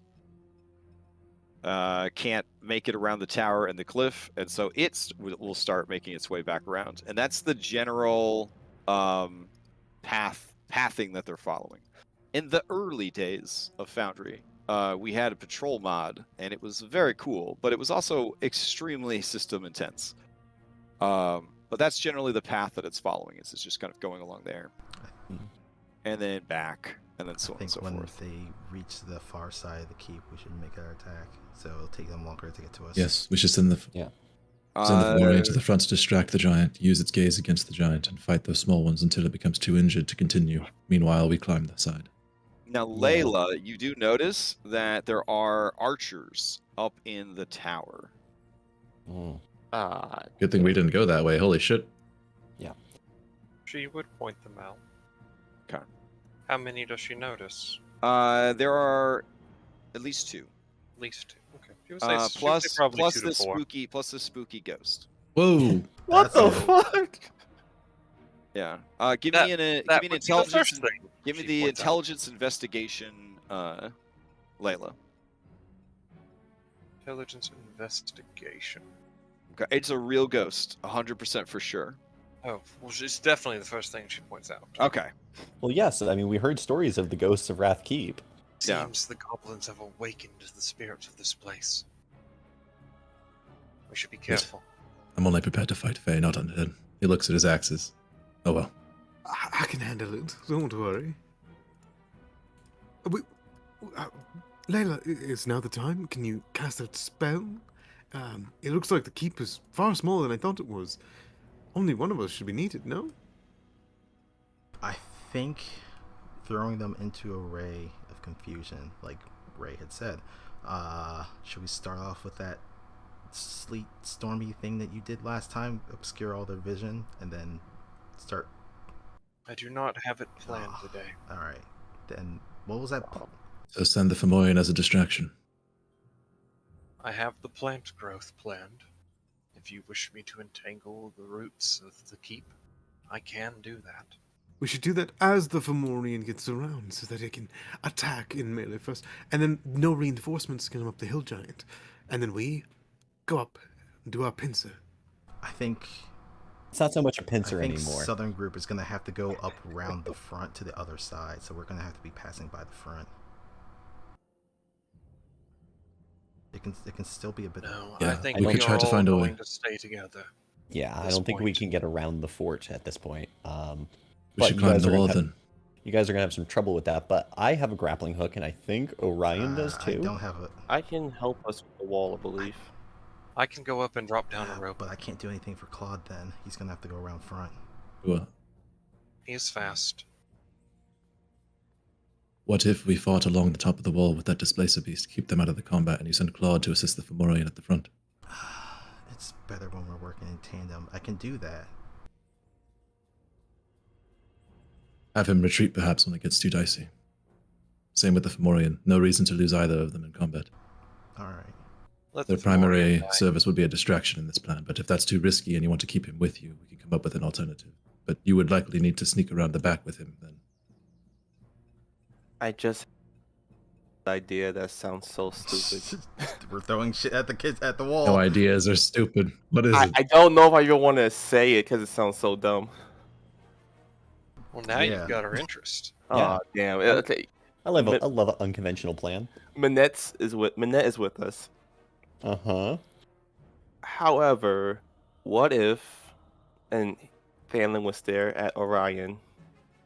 What if she were to return with a quote-unquote dead mousekin, and perhaps lie her way into saying that she was out hunting such delicacy to make a proper stew for Toth? Huh. Hmm. That way we can get Orion inside as he plays dead? Seems dangerous. Mm. I thought you were going to suggest she brings in a pie with a bomb inside. I mean, That's good. That was my first one, but I changed it to Orion 'cause I thought, Crash does seem to like mousekins a lot, you know? I mean, It would be possible, Just but saying. Koth would then probably take a blade and stick it in me just to make sure I'm dead. He blasted me with fire last time and I didn't go down. He would definitely make sure that I stayed down. we just cover you in some, some blood, fake blood. Well, not really fake. I mean, it was a dumb idea. No. We're stick with what we have now. It's fine. But I It's good for us to have a laugh before we die. Yeah. I think. All right, I can. Can we climb this northern wall, or were we planning to go to the back one? I mean, it's Dungeons and Dragons. You can climb any No, fucking I'm thing saying you I'm. want. I mean for What the a monster. team, was our plan to climb the This north is one the- or the back one? Half let the me game let me can put go it on this way: one. D&D is so advanced that if I were to pile stairs in front of a stairway, or sorry, pile chairs in front of a stairway, you could just move the chairs out of the way and climb up the stairs. Like, unlike this other video game I played the other night. So, Huh. yeah, call out to the quarry. Fun game, but yeah. So yeah, I mean, does it seem like there's? I can't really see over there. Is there a lot of people out front? We can Yeah. see the hobgoblins Maybe- didn't take a Yeah. lot to take down. Maybe I can assist the Fomorian in dealing with the hobgoblins.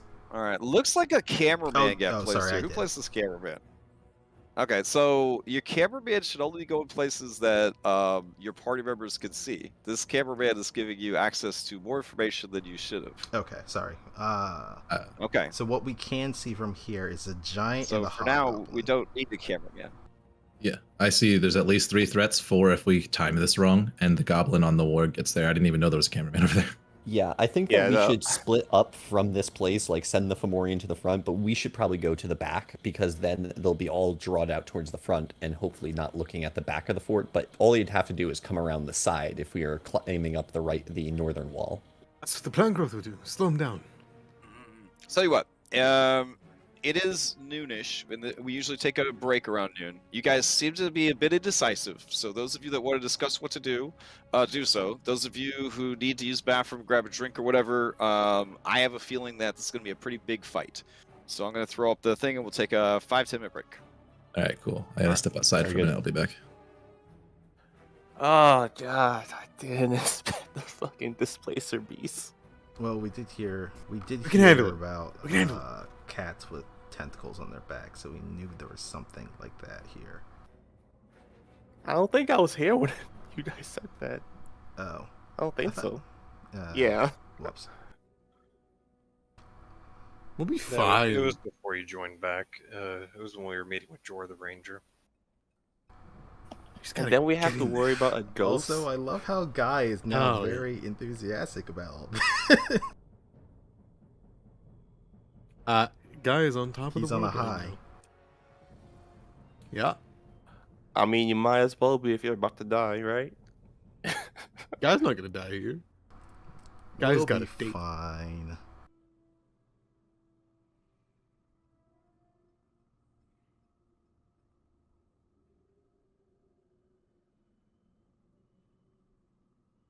Will we though? Will we? Teach a guy plant growth and he suddenly doesn't need to anymore. So wait, do both of you guys have It's plant all growth? I only thought one of you guys was gonna grab plant growth for today. I think we both have it, because I taught it to him and he always has everything Yeah. prepped.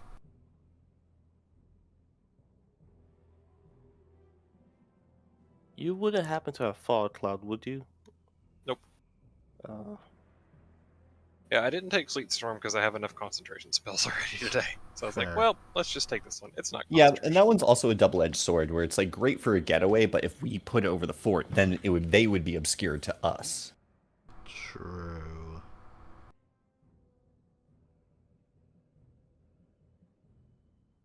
you know what? We're adventurers. We're gambling our lives every day.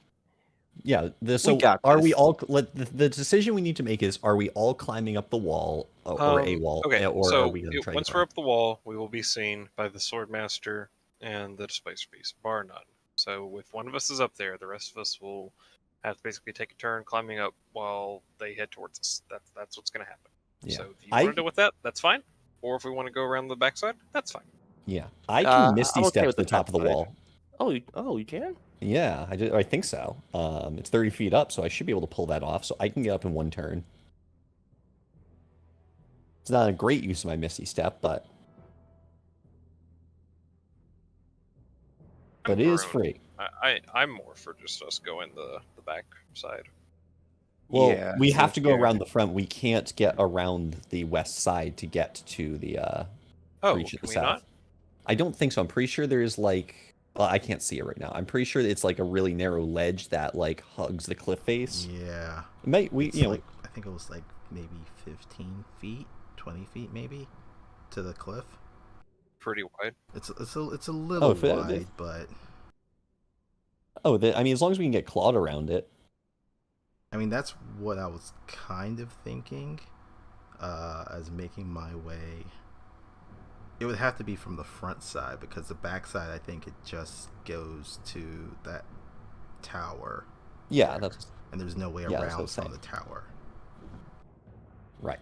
Well, if you guys want to assault the tower first so we can get rid of the archers, that wouldn't be bad. Yes, So but climb up to one of those windows. What were you gonna say, Phantom? Sorry. not every. Whoa. Where did this come from? What? I've been meaning to make one of those for a while, so that's what I spent my break Nice doing. collection of images. With the Thanks. entire fort isn't like there are roofs to some of the areas in this fort. So if we were to position ourselves carefully, the archers can't really do anything to us. If that makes sense. Yeah. And mean, since we know where the kitchen and well, we know where their rooms are at, and the stables. Do the stables have a roof to them? I forgot. Not sure how structurally sound it is, but it looked like it could have been a roof. Yeah, I think the only one that has a hole in the roof is the Manticore lair. Correct. Then honestly, the archers themselves won't be that much of a problem. If we got inside of the Goblin Wurg room, we could fortify that pretty well and, like, funnel them into us. I think they're too smart for that.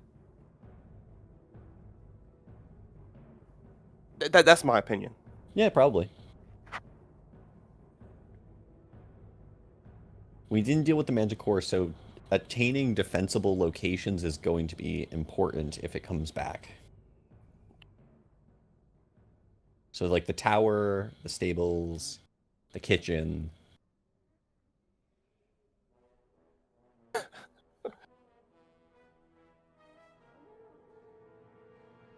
Which direction are we planning to come in from? What are we doing? Okay, we did come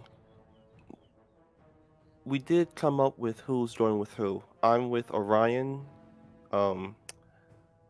Claude, and Guy.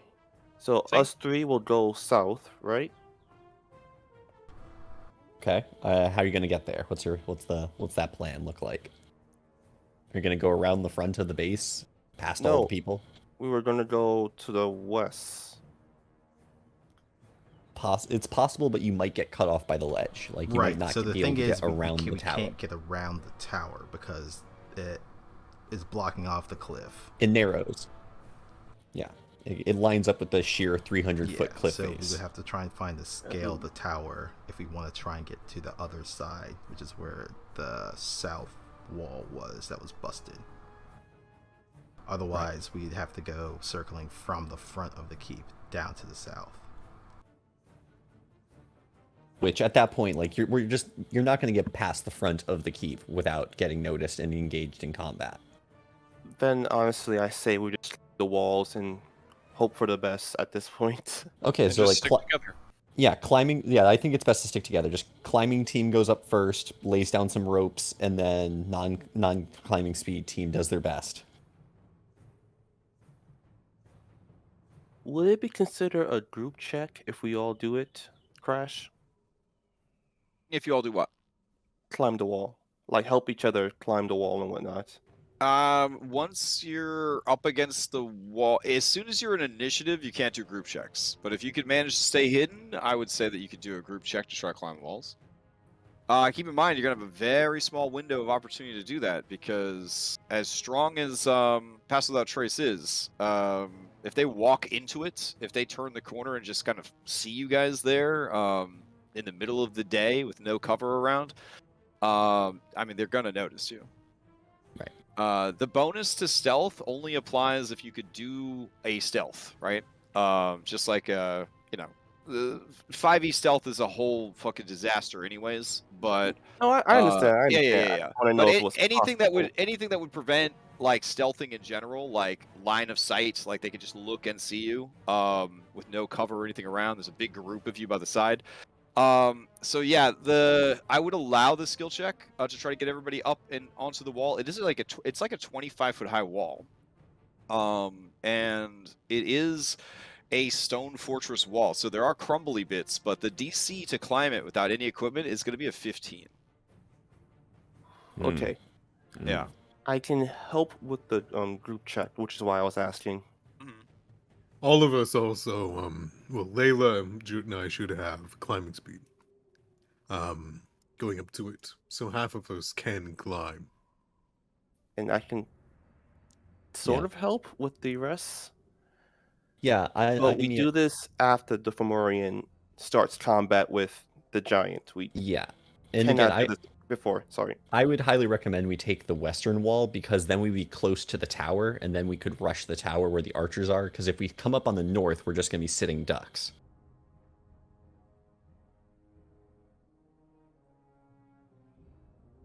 But Claude can't go through the western side. Claude can't go up the northern side either.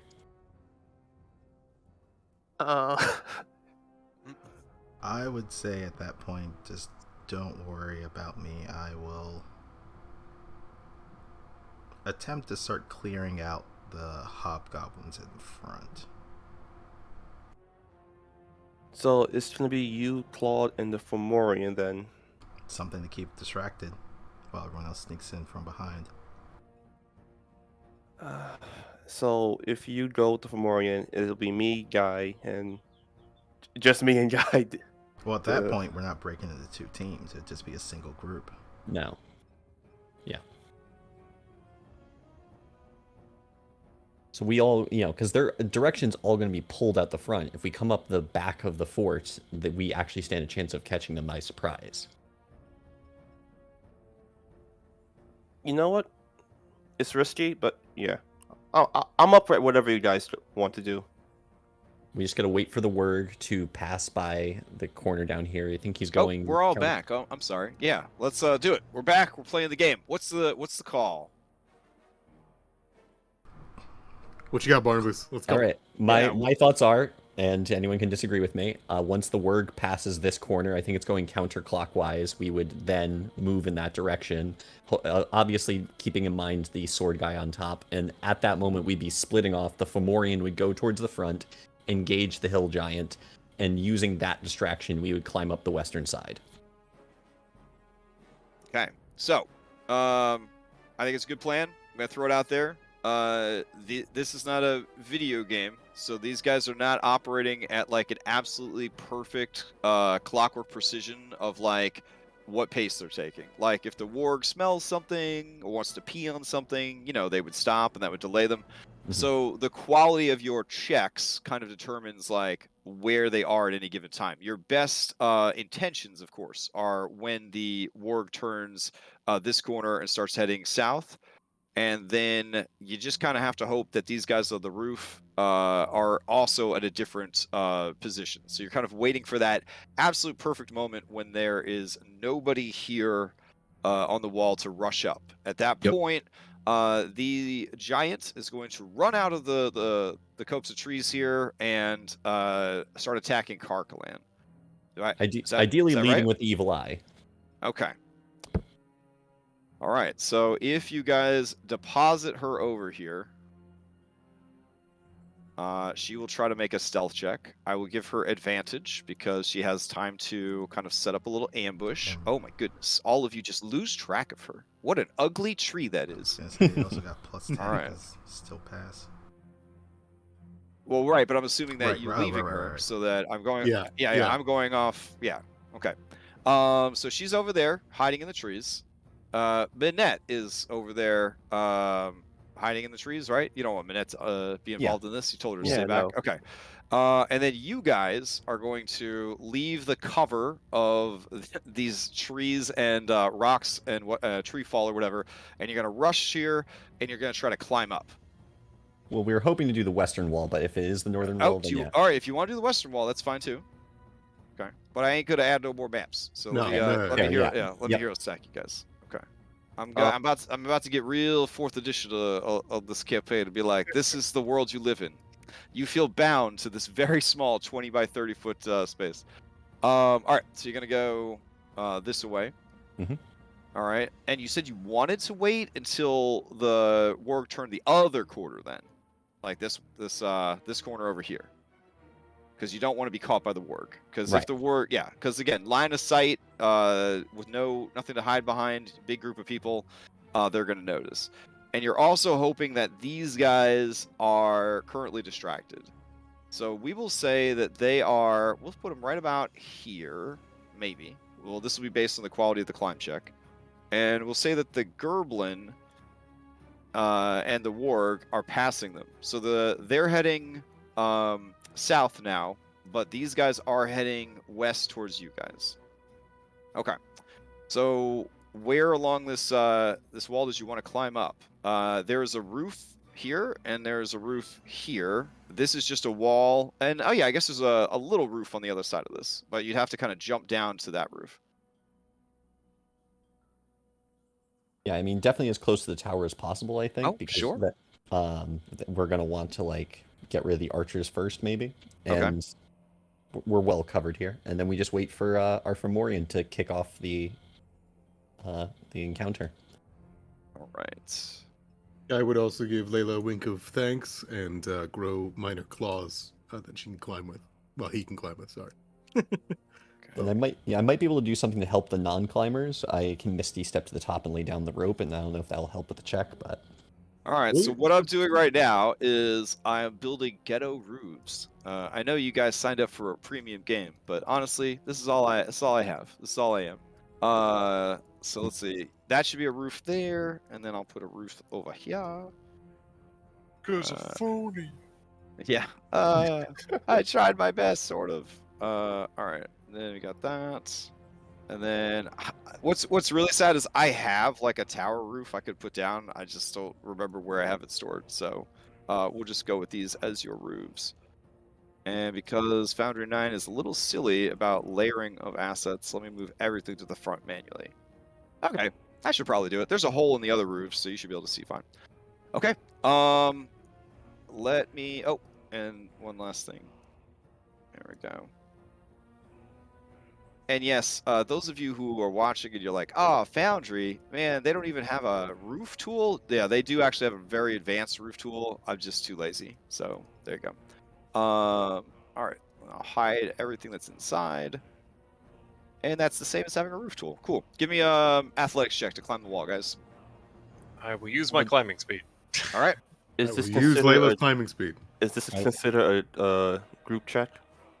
This would be a group check because you are not in initiative yet. All right, I'm I'd like to use gonna my cunning speed. use my lessons of Okay. war All right. teamwork. So everyone gets a D4 and they can add it to this check. Cool.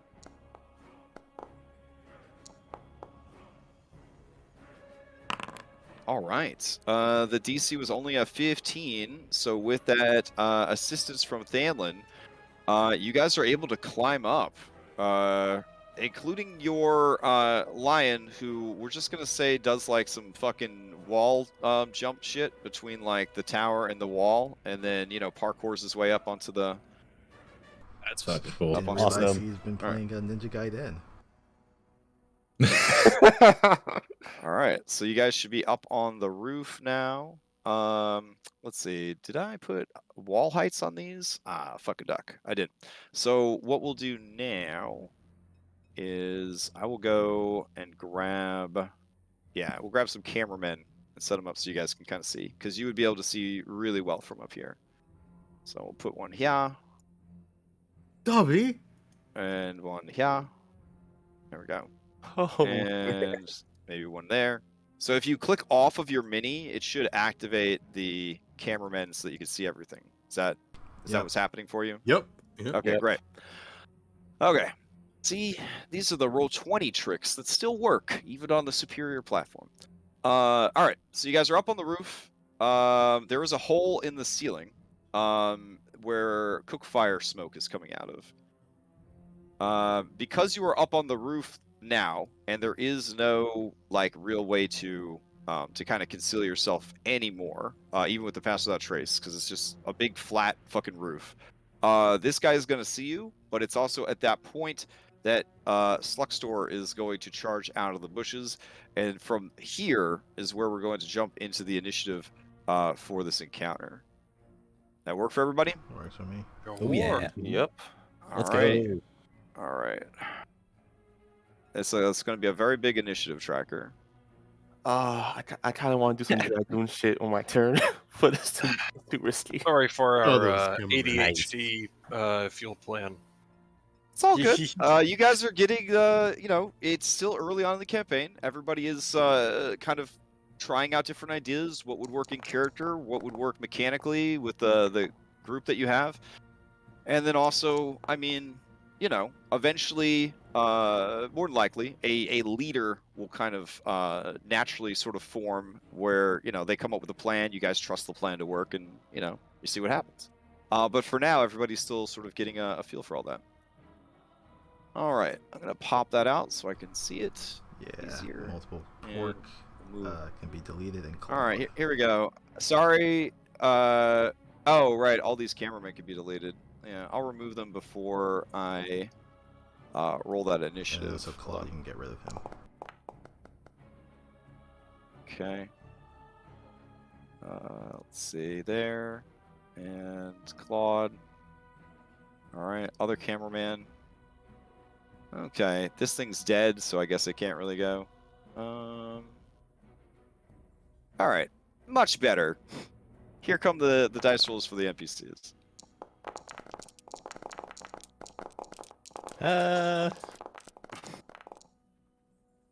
You love to see it. Just a couple. Oh fuck. All right. Where? It's fine, guys. This is winnable, right? Right? Yeah, we got All this. battles are winnable. All right, so Zany Warg got a boon. So let's see what Zany Warg got. Zany Warg doesn't even know what's happening. A magical item or short rest feature. All right, well that's fine. And then let's see. Mercenary Manticore is actually not here, so I will remove them from the initiative tracker as well. Let's see. Okay. Then I guess everyone else rolled nice, fair initiatives. Let's go ahead and get started. Gonna go grab some combat music here. Oh man, who wins initiative? I think you do. It's between Barnabas and Ward. Zany Ward. I think Zany they Ward. Probably come down Yeah. to Dex though. Oh wait, never It's mind. good for me. It's factored in. already factored in if they're exactly the same. We'll just do a rollies, I guess. Give me a d20. Oh man. Oh wait, are they? If they're not aware of us yet, and I they only go got first, would they be able to? Oh, nice job. All right. And let's see. Let's get some music going. The initiative is ours. Oh boy. All right, if I seem distracted, it's because I'm making sure my backup character is ready. I'm way ahead of you. I mean, those of you with fate points, you don't have to worry about that stuff. About that. All right. You never know. Okay. I So, plan to die twice in one combat. The trigger for this combat is Sluxtor running to attack. But, as you guys know, that's what initiative is for. So, Barnabas, your senses, or your Peter tingle is just flying free today. So you sense before she even leaves the trees that shit is about to go down. Right, time to get ready. Let's do this. I'm trying to find the cameraman that shows me the swordsman on the wall with us right now. Is he in this? Yeah. Let me. He's move right him here. A little bit over, and then I'll put another one right next to him. Cool. So yeah. There we go. I looked at Thanlin and his new sword. And I'm like, hey, you want to push that guy off the wall? Sure, but we're quite a fair distance away. We're gonna have to get to him. I'm just planning out my turn. I am going to bonus. Is he close enough for me to hex? I think he's within 90 feet. Yes. Okay, then I'm gonna keep in mind, guys. This is a big fight, and there are 6 players, so you need to be planning out your turns well before your turn. Yep, You need to move forward a little bit. You're about 10 feet away from where it All needs to be for 90 feet. Okay. Well, I also remembered I can't hex and hold an Eldritch Blast, and I don't want to attack until Sluxtor goes, so I'm just going to move forward 10 feet and hold an Eldritch Blast, and I'm going to pass to Sluxtor. Okay. Right. I think I have a plan here. Hold on. To help you guys with vision. I'm going to grab... Oops. And who are you passing to? Sluxtor, so they could rush in? Yes. Okay. Here, I'll make all the walls 25 feet, and then if you guys set your height at 25 feet, you should be able to see over all the walls. I was gonna say we Try that. probably should have gotten some other attacks readied up before Sluxor. Hell yeah. My bad. All right. Well, Sluxor, this is pretty realistic, though. Sluxor is going to rush in, and you've told her that she needs to be 100% focused on the other she giants. wants to kill things along the way. So- That's up to her. But So that disfiguring eye is the opener, yeah. Yeah, so Yeah. she's going to use the evil eye on Carcahan. Carcahan's got to make a charisma saving throw, something that hill giants are not very good at. Here we go. Please, please, please. All right, they Nice. get a Yes. 9 and fail. So they are going to be hideously deformed, and then also take some damage here. So does this just mean they look like a really fat Fomorian now? Oh. I mean, no. I mean, they're just pretty. Yeah, I guess a big ass beefy Fomorian might be a good. I was a gonna good way say to she view just it, gets yeah. an extra No, move. but- That's it. Yeah, nothing physically, nothing about her body physically changes. Just an estramo. That's it. She takes 28 points of psychic damage, and now has all them disadvantages and whatnot from the Curse of the Evil Eye. Then the Fomorian is going to open up with 2 attacks against the Warg. Go 1 and 2. Oof. Okay. Nice. Hits that Warg hard for 34 points of damage, killing it. Yes. Nice. All right, and that is her turn. Carcahan took damage, so Carcahan is going to steal. So let me see. Where is Sluxtor at? Ah, there we go. Okay, and then Sluxtor is going to pass to Carcahan. All right. As Callahan's turn comes up, they see that there's another giant. They begin to shout loudly in giant and in goblin. Intruders, intruders. And then she is going to sort of hunchback move up here. Let me check to see if her speed is halved from this. I believe it's a lot of nasty shit happening. Attacks with strength and dex were at disadvantage, if I remember correctly. Yeah, so... Oh, man, this is good. It takes all of her movement then to move in and get into melee with Sluxtor, which is exactly what Sluxtor was hoping for. All right, Callahan's going to pass to... I'm going to delete that org. And let's see. It's going to pass to Distraught Goblin Skirmisher. I would say they're distraught, yeah. They're going to use Nimble Escape. Because fuck all that. And they're going to use it to disengage, and they're going to run away. So they're going to go here, and then they're going to start running inside, just covered in gore. And they're going to be screaming in Goblin. A purple giant. It did something to Callahan. It killed my warg. All of the hobgoblins look confused about there being a purple giant, and they all kind of ready for action. All right, so that's distraught. Let's see. They've got to add an update where more people than just the DM can check off combat tracker. It'd be so amazing. Okay, so then they're going to pass to Enduring, Ritzy, and Unbelievable. So Enduring is just going to rush outside. So, there we go. Enduring, get your ass out there, son. So he is going to just run past the goblin, turn the corner. With his bow out, he's going to take a shot. Here we go.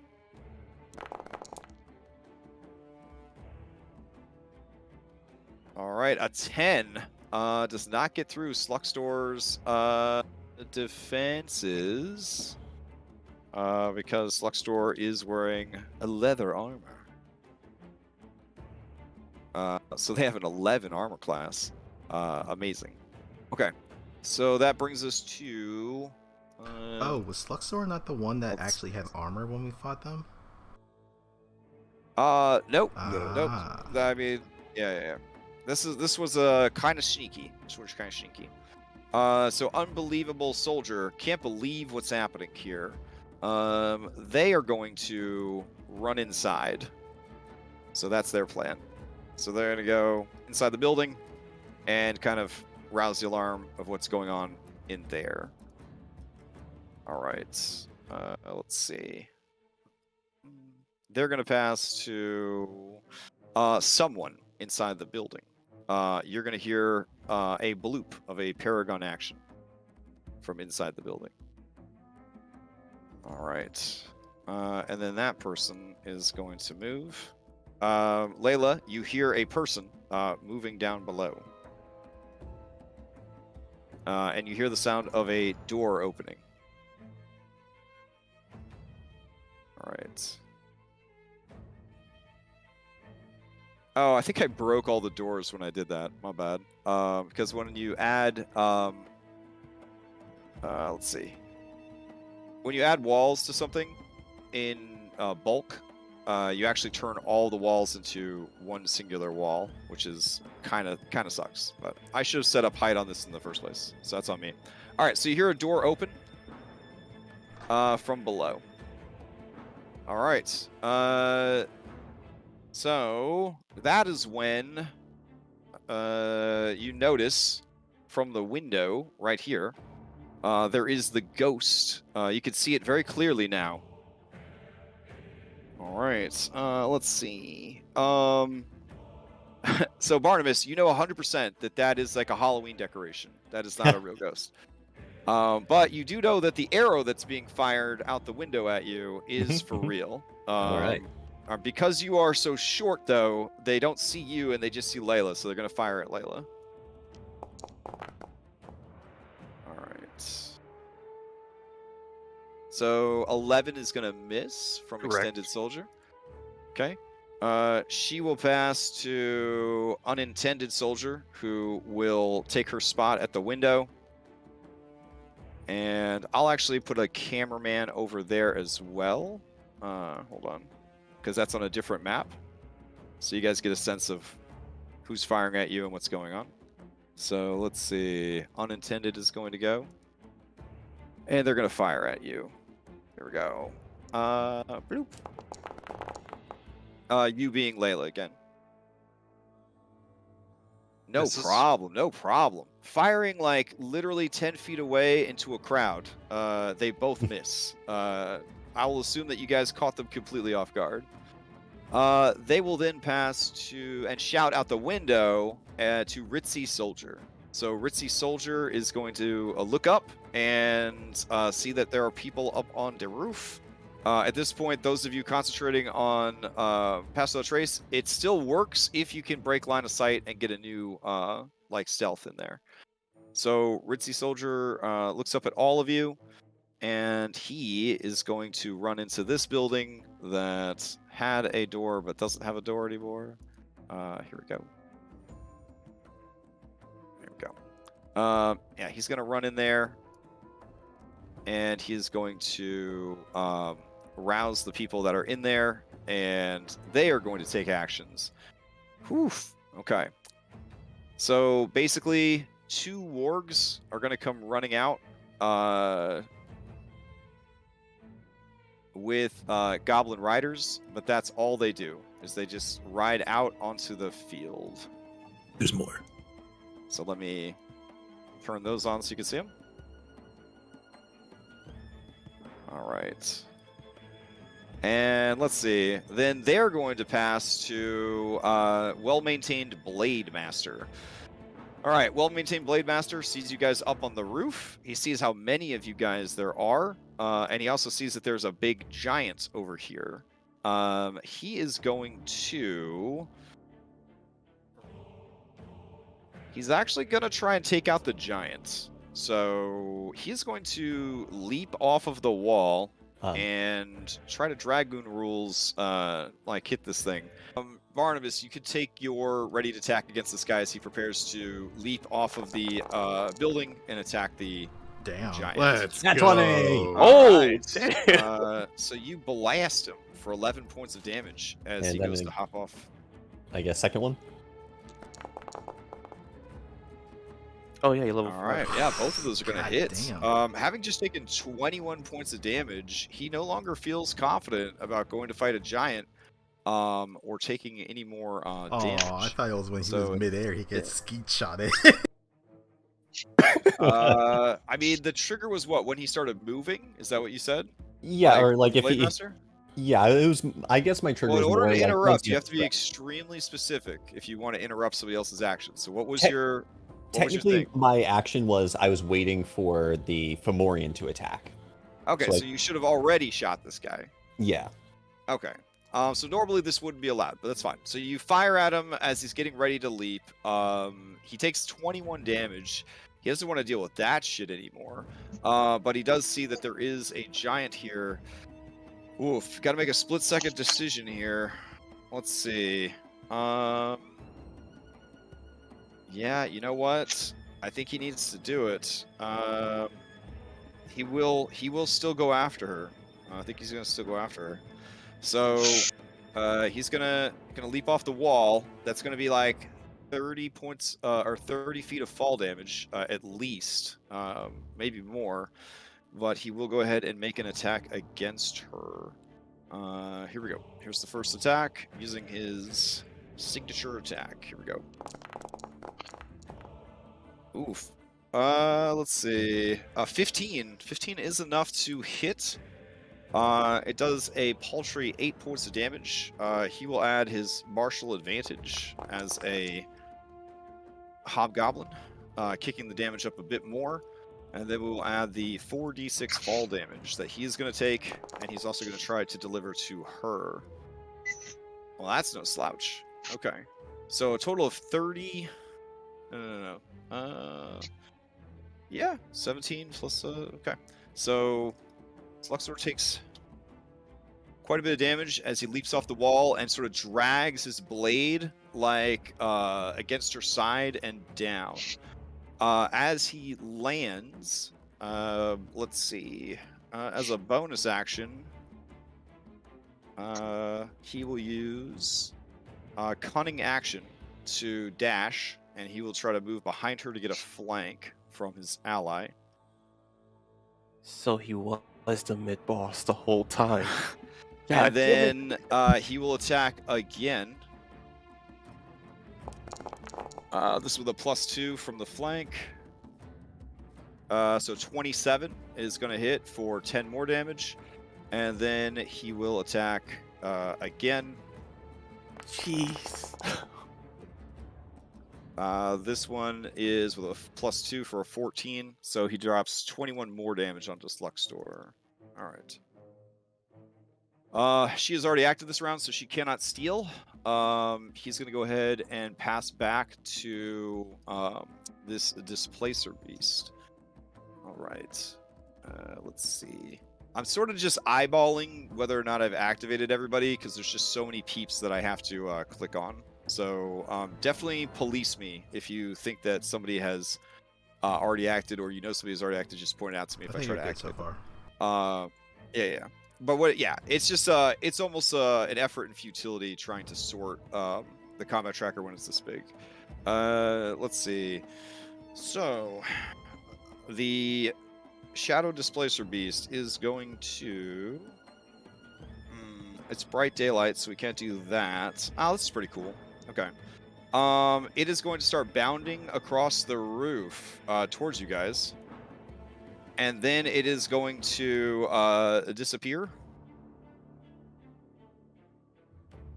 And then reappear over on your guys' roof in a sort of mist of shadows and particle effects with its bonus action. So essentially it did a face step with its bonus action. Now that it's all up in that business, it is going to make its 5 attacks. Cat versus Yeah, I was gonna say it's cat, National I guess. Geographic We'll up in go this ahead and Holy bitch. shit. Yeah, it's gonna attack Claude. So let's see.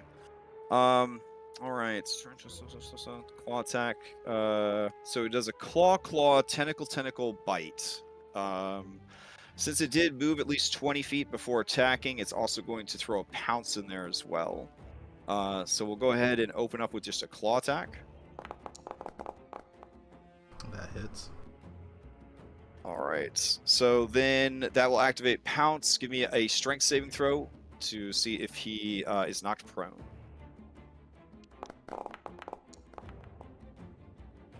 Ooh, very nice, very nice. 15 is enough. You're not knocked prone. All right, and then it will continue attacking. Here is the other claw. That hits. All right. Here is the first draining tentacle. That's coming in at a 14. Okay. Here comes the second draining tentacle. That one will hit. All right, so this creature, being from the Shadow Fae, the kind of realm bordering both the Prime Material and the Shadow Fell, is effused with Shadow Essence. Therefore, when it hits with this attack, it will also be draining your strength.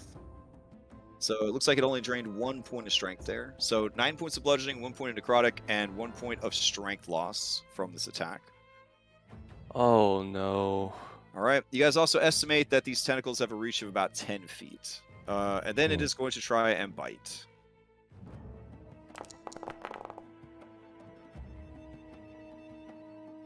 All right. Coming in with a 14, which I believe you said is a miss. Okay. That ends the creature's turn. Claude Orion, you are a single entity. Do you want to steal? Fuck yeah. Okay. Claude is bloodied. Right. I'm also going to remove the fake ghost from initiative because you guys have discovered that. Well, and I'm assuming you told everybody it was a fake ghost. Oh yeah. Okay. Layla, it's hard to believe. You got such a bad investigation check She was earlier. shook. Yeah. All right, so you begin pumping up your ferocity. Yeah. Oh, what's And then? my thing? Okay. Well, I have 5 points of ferocity because the last part of it I forgot that a hostile creature has started within 5 feet of us, so we get an extra 1. All right. So with that 5 points, Orion is going to use 4 of it to mark the displacer beast as a chosen quarry. Okay. And we're down to 1, and I think does it look like it's possible to grab this creature? Yes. Now raw, obviously a grappling kind of It like replaces an attack. yeah, it replaces an attack and it avoids all of the penalties normally associated with an attack. So Dom and I are kind of looking at how better to adapt like the grapple attack action to be more like an attack and less like a skill, because you know it's technically an attack.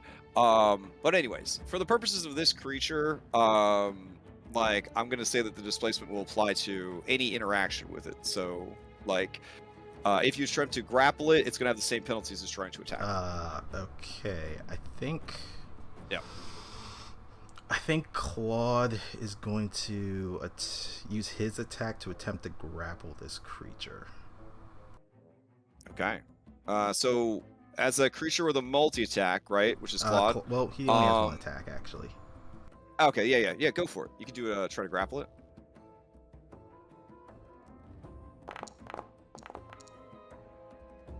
All right. Yeah, you try to chomp down on the creature, and the creature will try and avoid the attack. Here we go.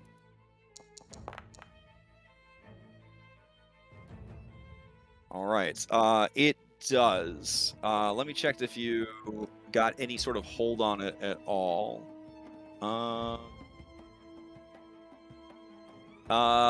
You did feel that there was an actual creature in there amongst these different like shadowy forms, but the creature is pretty strong and pulled away from your bite. Okay. Then for Orion, his free action, he's going to stow his bow. He's going to pull out his scimitar and take a slash at it. Okay.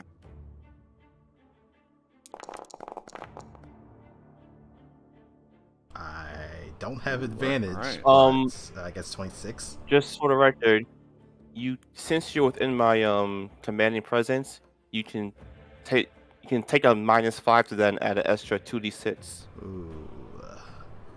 Okay, I'm confident. 21. Does a 21 hit this creature?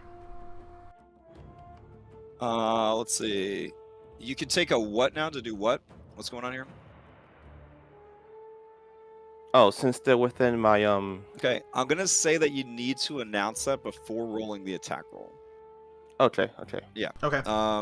I understand that. Yeah, we're in a VTT setting, and lore bards are king because you know they kind of see the results and then make the decision. But for an ability like that, it's kind of on par with like Great Weapon Master, Sharpshooter. You kind of need to make those decisions before the dice roll. Yeah, But, it has yeah. slipped my mind. Oh yeah, no worries. after But the now that roll everybody's through. aware of it, it's good to keep in mind, especially against certain enemies that will be much easier to hit. All right, so then 26 then. Even with disadvantage, a 26 definitely hits, and once struck, the creature's displacement seems to shut down. And also takes an extra 4 points of damage from Chosen Quarry. Okay. So that was a total of 16 points. Got it. All right. The creature notices you for the first time, and its eyes glimmer with a savage and cruel hunger. I'm not sure you want to take this fight, buddy. If it is a monstrosity, I am using natural language to speak to it. Okay. It smiles even wider, And in the beast, or I guess the language of monsters, because generally displacer beasts do not speak. In the language of monsters, it tells you that I love it when my food talks to me. All right. All right. That's what it's got. Who are you passing to? Pass to Jert. All right, Jerks, to you. Okay. So this thing already acted, so I feel like I'm free to go just for it. unload on it. I don't for really want sure, to hit yeah. the other dudes. So Jert's going to activate his fire shot stance and take out his short sword and the axe, and we're just going to throw both of them. Here we go. Thrown. Oh no. Let's see. It doesn't impose disadvantage right now because once it is successfully hit, the displacement shuts down until its activation again. Yeah. So yeah, 17 hits. Excellent. So that'd be 8 damage because it was thrown. Okay. And then both of them return to me, but one of them is a crit fail. So I think I get a complication. Yeah, let's see what happens. All right, Scoffle. Make an athletics or acrobatics check or be moved 10 feet in a random direction and knocked prone. That could be spicy. Oh no. 16. 16. Yeah, 10 plus your proficiency bonus. You definitely make it. Excellent. All right. Yeah, so once he catches both of those weapons, he... So these guys are too big to get up this hall, it looks like. So he's going to turn to Thanlin and say, "What's your plan? Block the door or jump off?" Now that this thing has made its way here... Talking about the wargs, they would probably have to try and climb up here. Yeah. All right, where's the... For us? Let me handle the wargs. All right, so where's the entryway to the tower where the archers were at that we saw? I mean, there's literally windows right next to you guys that you could like jump in. Okay, excellent. I'm gonna do that. I'm gonna fucking hop through the window. Okay. Action movie style. All right. Yeah, dude. Oh boy. All right. We're gonna lose all doors again, but I'm trying to update the walls to actually do what they're supposed to do. So I'll just put myself over here. Yeah. Okay. Is there a way to move? I can drag you over. Hold on. Thank you. Yep. So yeah, he looks to the group and says, "I'm gonna go deal with the threats in the tower," and then jumps off the windowsill into this room. All right. So you climb to the windowsill. There are 2 hobgoblin ladies, and they are definitely not a fan of letting you in. Do you try to? You're gonna just fight them in the window, sort of thing, or gonna slide over to here? That will do an opportunity attack from this one. Is there a way I could purposely run into the person in front of me? Just like jump through the window into them? I mean that's a bull rush. That would be like a shove action. Yep. Okay, then well, I already attacked, so I can't do that. So I'll just yeah, I'll take the attack of opportunity then, because getting pushed out of the window sucks. Okay. She does not have a melee weapon ready, but she does have a hand free. So yeah, and all creatures are proficient with their fists, right? Yeah, well, per our homebrew, I'm just gonna have her try and grapple you. So she's gonna try and grab a hold of you as you run past her. So I oppose athletics. Oh boy, she crit. Shit. I'm gonna spend my intrepid to get myself advantage. Okay. Hopefully I can beat this one. All right, she gets some HP. Fuck. Nope. Oh. Wow. Fuck. 23 versus a 24. God damn. Can I succeed in a cost? Because if she grapples me, she can just toss me out for free. So I'm succeeding at a cost. Let's see. I mean, it's not too far of a drop from this tower window to the roof. But yeah. How far?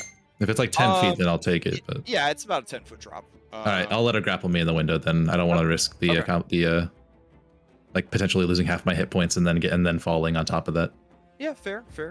So I think he'll stop in the window, kind of just grappled with her. His sword falls into its sheath, and he puts a hand on her like collar so he doesn't fall, and that's the end of his turn. All right. She has already acted. You have acted. Who do you pass to? It looks like you got Guy, Thanlin, and Layla still. Yeah. Guy said he has a plan for the wargs and he can do this shit from range. So but he might pass to them because they haven't acted. So I think I'll give it to Thanlin first so we can get in a position. The orcs have acted. Yeah, they were. Oh, they have. All right, then you can have it. I'll give it to Guy then because he won't set them off. Yeah, also if Thanlin gets too close, I might hurt him too. So first thing Guy does, Guy is going to turn to Thanlin and give him the nod. And that nod is so inspiring, be it bardic, and a shard runs around your neck. Aww. He'll then turn over, look towards this area right here, and smile, because they're all large size. And you'll see the pajamas of Sir Tyrion appear very lazily, like a mirror image, like a displacer beast. And he will clap his hands together, mutter the incantations, and cast Fireball. And because of its size and range, I believe I can hit all the wargs and the displacer beast by putting it at 10 foot right there. That would work, yeah. All right.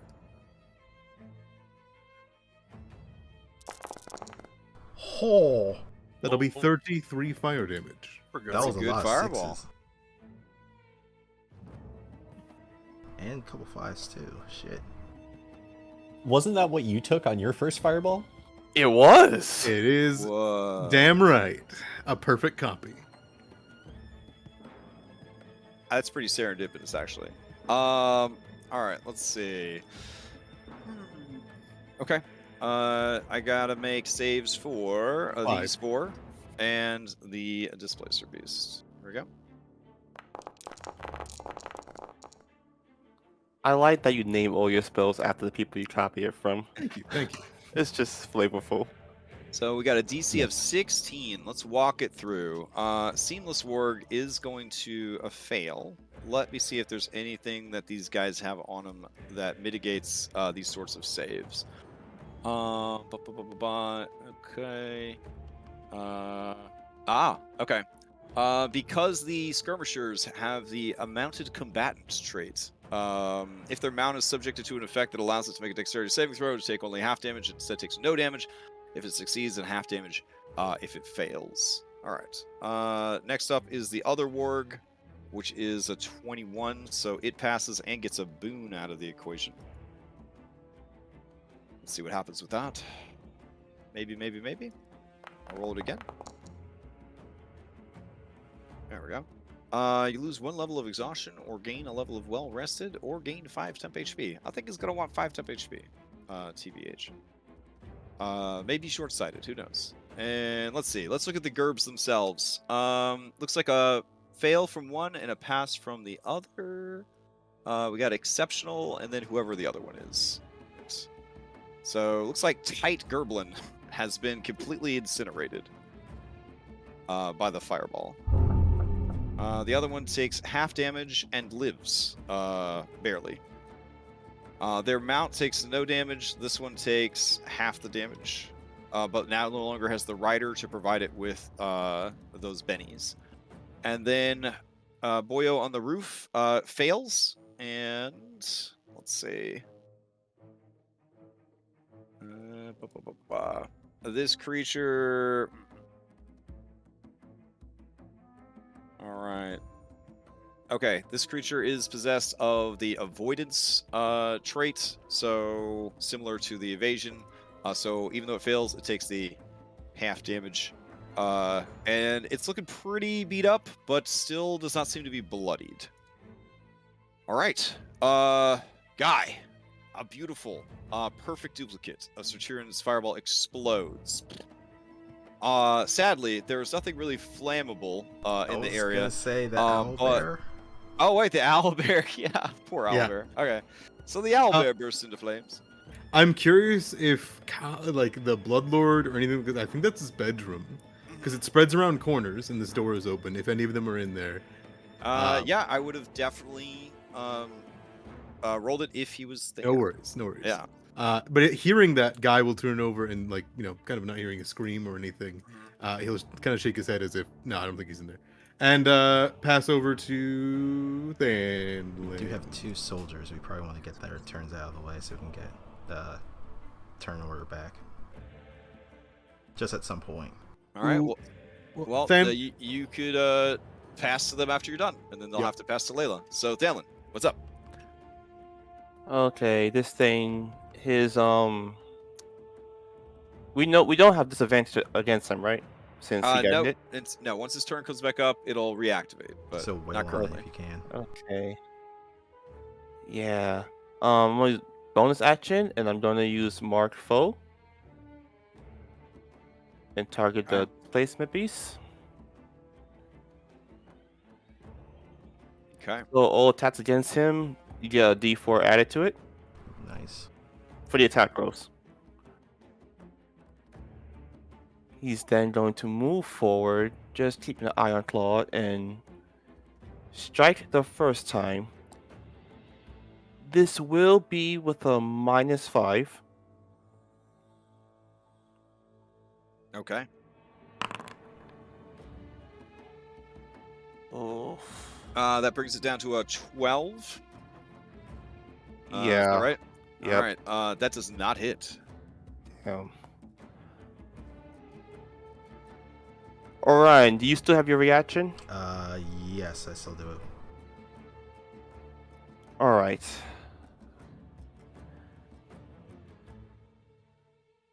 Okay.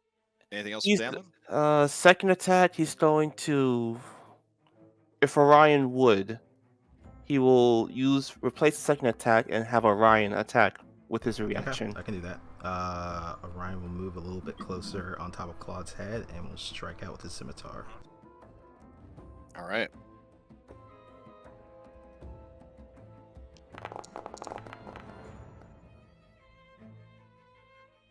I don't think a 10 Okay. is gonna Yeah, 10 does not hit. Okay. Sorry. No No, worries. it's all right. It's all right. Actually, I have a D4. Wait, hold on. Yeah. We get a D4 added. I forgot about that. Yeah. Okay. Does a 14 hit? Ooh. 14 does not Is hit. it within succeeding Would, the cost range? Since Yeah. you asked, it is, and you will have to succeed Okay. at a cost. Okay. Then I guess mine will be a 14 as well. And Ooh. could I also succeed at a cost for You the have first strike? your bark inspiration too. Oh, you're right. So I won't succeed at a cost. I'll just add a D8 to that.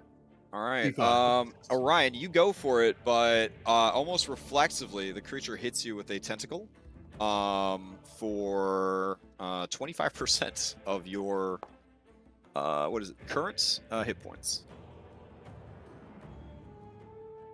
Be a All plus right. 5 to your attack.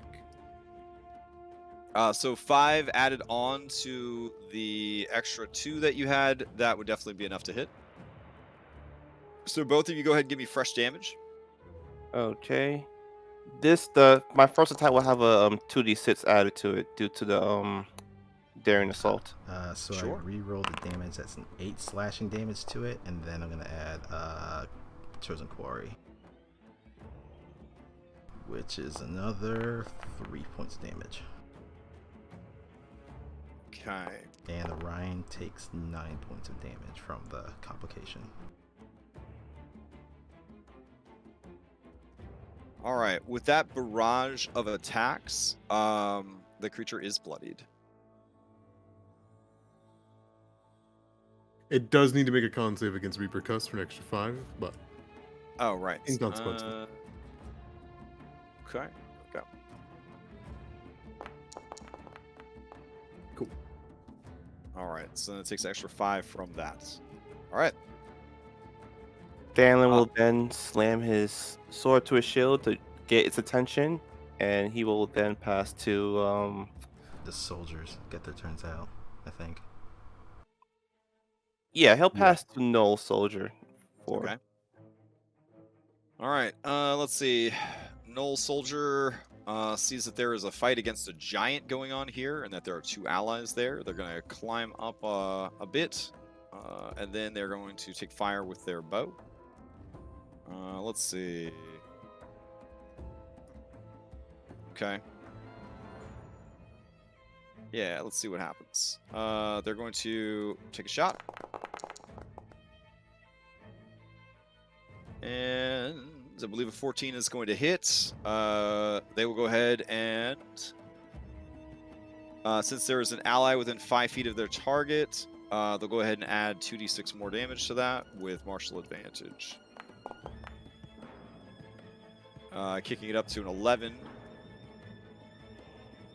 All right, then they're going to use a bonus action to use coordinated strike. Ooh, they have to be adjacent to use it on an enemy. They don't have a ranged thing, so I guess they will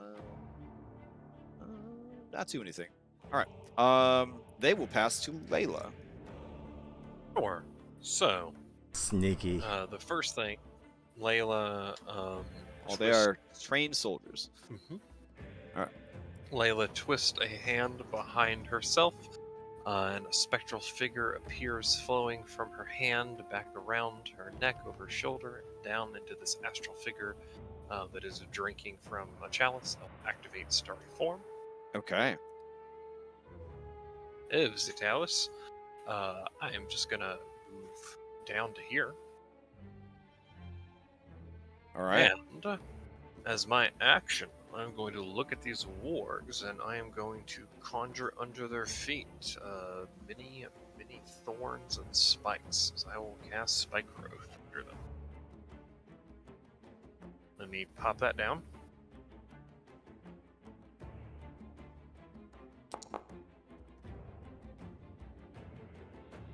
Plan. So there you go. Twisting all across the ground and a little bit into the building. Nice. All right, I'll make it like a brighter green because Sure. it's the same exact color as the clay Yeah. playground. There we go. All right, No problem. sweet. That's my turn. All right. I've only got one target to pass to, so pass to them.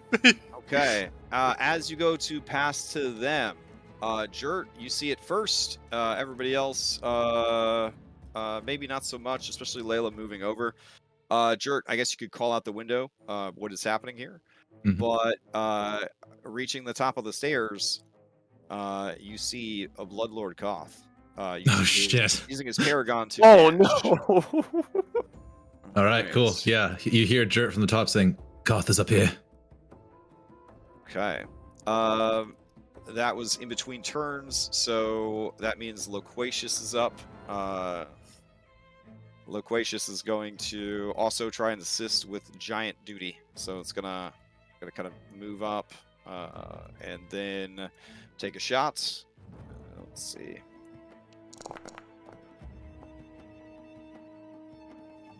All right, 15 is going to hit. He'll go ahead and add his extra 2d6. Oh, very nice. 13 more points of damage. Sluxtor is bloodied.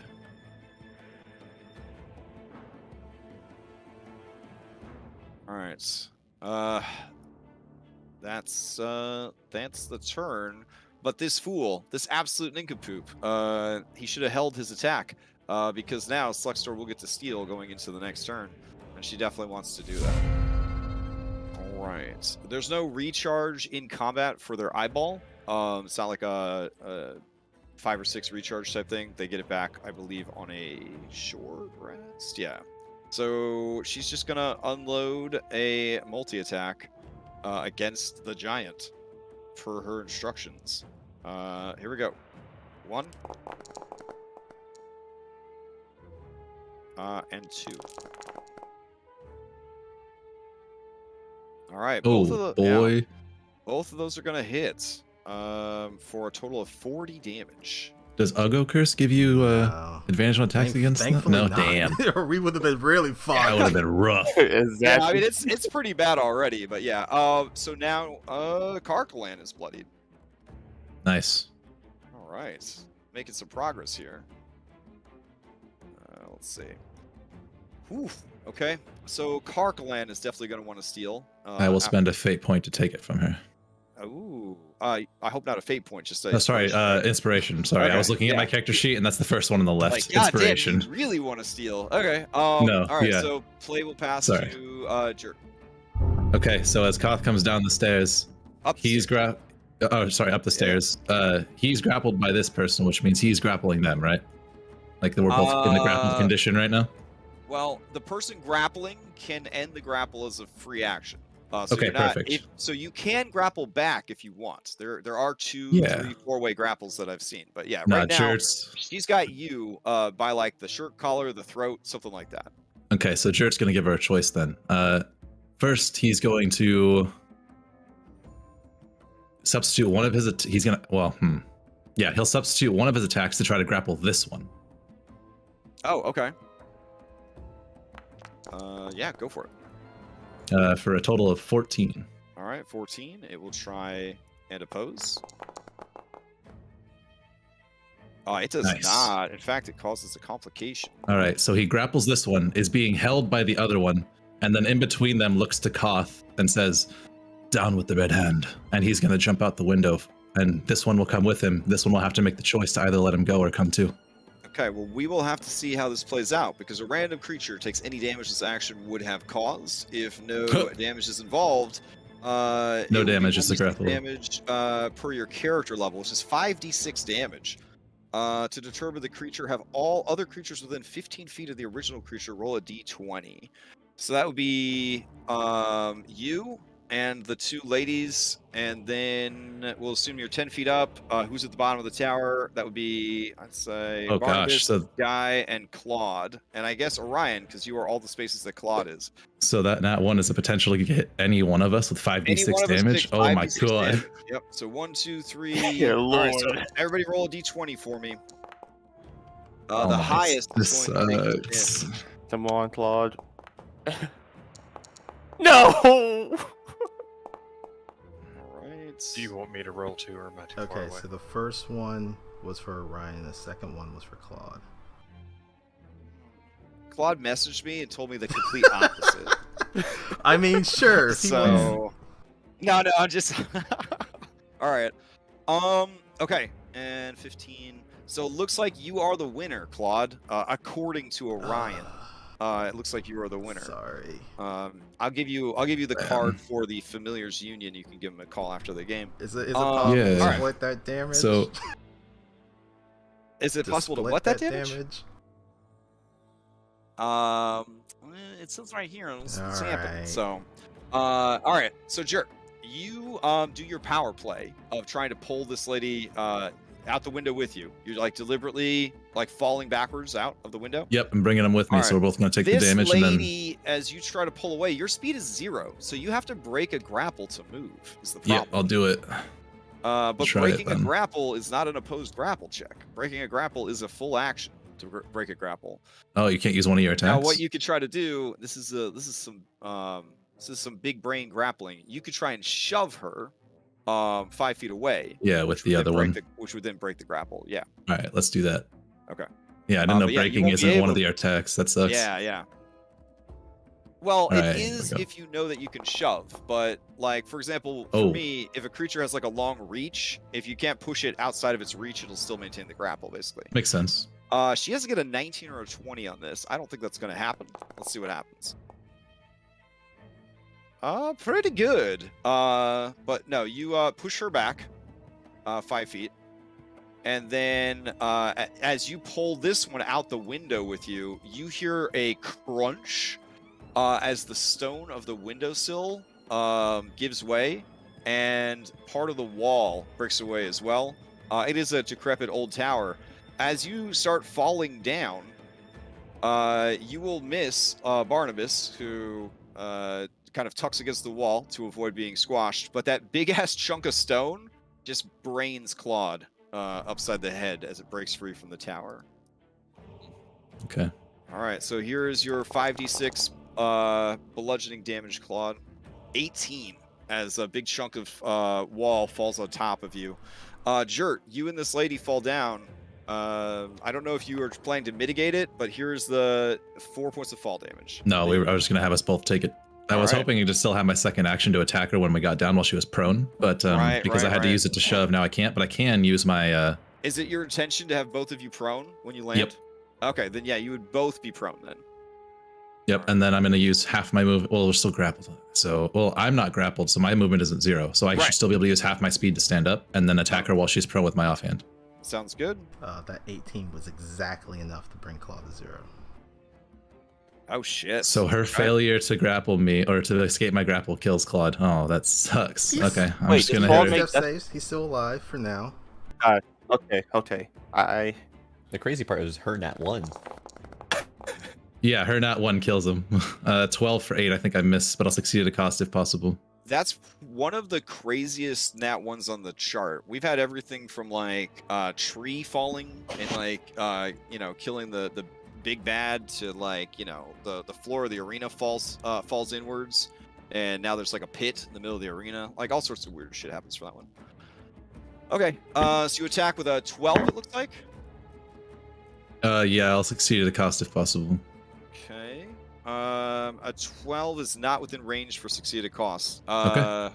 Then right. I like carve into the roof, and amidst like the blood running down his head. Yeah, she turns her head to the side, and you kind of attack the where her head was. Sparks fly from the stone roof. You look over and you see Claude just kind of like prone, bleeding out. A rock, kind of smooshing his adorable little head. This is some hardcore shit, man. All right. The opening of the window up there is significantly larger now. It's still about 10, 15 feet up from the roof. Okay. All right. Since she did take damage from the fall, she's gonna steal. I'm gonna use my DM inspiration from the sitting in silence to steal Okay. that. I just didn't want to be up there and get potentially 3 attacks on me if any of them had a turn, so I moved. Yeah, Guy, So- to you. Guy will look over at Jerk. Was called to the top of the stairs. He's at the top of the stairs in the tower with one other of these, and he's like moving out of the way of a slash from this thing. As far as I'm aware, this tower is really rough, right? At the very top of it. Yeah, it is crumbly towards the top. Oh shit! All right, how tall is it? The tower is about 50 feet high. From the top From floor? where you're at to get to the window is about 15 feet. We've established. Okay, so if I throw the another fireball into the window, could I have it explode in a 20-foot radius, hit Koth and the top of the building, and try to collapse it on him? You could certainly try. Awesome. Keep in mind that a fireball creates fire and heat. You're right. A shatter is more what you're looking for, as far as like collapsing something and causing good structural damage. True. Would I then? Which is a staple of most bards. I don't know if you have that one. Unfortunately, he's not a staple bard. Oh, okay. But he is a guy. Would I be able to create a bomb with my action and light it on the same turn? Let's see. A normal like schmall bomb, like a Baldur's Spire Secrets bomb. 80 gold bomb. Whatever, the let's best I can make with Barnabas around. Last time we had you guys do that, it was out of combat. So, and I have actually reworked your previous big bomb and the Valda's bomb. I don't have a rising scale between the big bomb, which kind of came in pretty high when everything was said and done, and the smaller bomb. So I'm going to say in combat, you can pull off like a smaller bomb. But you do have bomb that you could make. You have fireballs, all that jazz. I think fireball in the end would be more effective. Okay. Send the message to him. So I'll play an encore and throw another fireball up there and try to hit the roof and Koth. All right, excellent. As long as you detonate it like right at the window level, or a little bit inside the window, it will hit him and the soldier that is there. Perfect. All right. Oh, 32. Almost the same. Almost. All right. So let's see. We got these two. They've got to make dex saves. Layla, good news. The ghost is dead, so you don't need to worry about that anymore.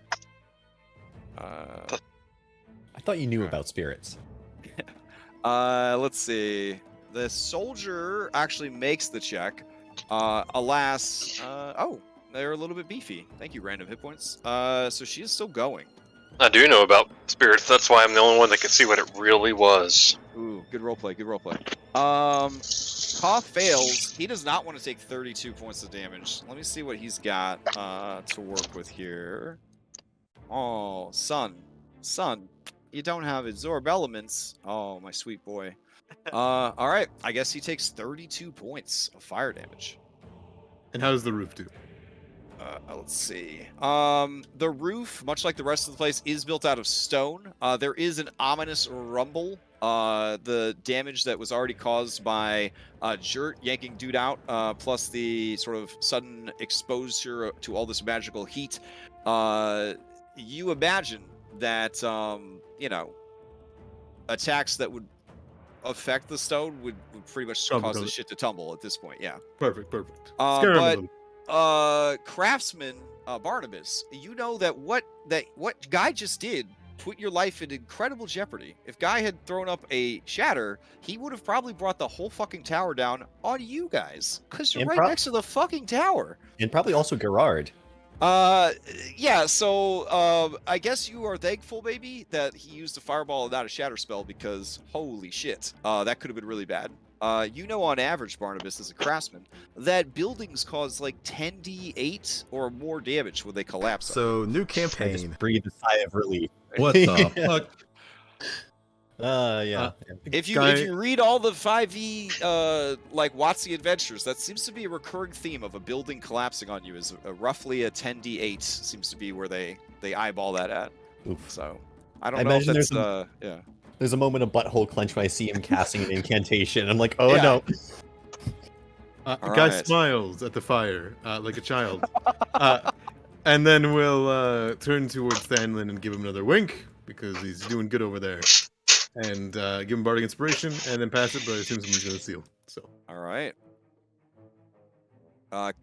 By the way, I guess you guys can't see this, but meta Koth is bloodied by that attack, and Koth is for sure gonna steal because he took some damage. Holy! I would like to use my GM inspiration. Yes. Yeah. All right. He was bloody by that. Was a lot of damage. Fuck yeah! Use everything, dude. I think dealing with the displacer beast is probably the most important thing right now. So I'm going to move forward or around. I don't need Claude's down. Claude's on the ground.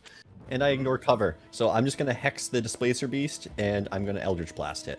Okay. Eldritch Blast. I'm assuming this is a strength hex. I always assume that it's a strength hex. Okay. I'm just going to stop saying it. It's strength. It's yeah. That's how I run hexes. It defaults to strength unless you specifically say otherwise. That didn't look like it went well. Okay, first one is okay. All right, 21 definitely hits. Don't forget the D4 for the second one. Also, yeah, I get hex damage, but I also get an additional 3 fire damage. Okay. So 3 and 3. All right. Elemental resistance update. It does not have any to the force damage or to the fire damage, so it takes the full effect from both. Good stuff. Okay.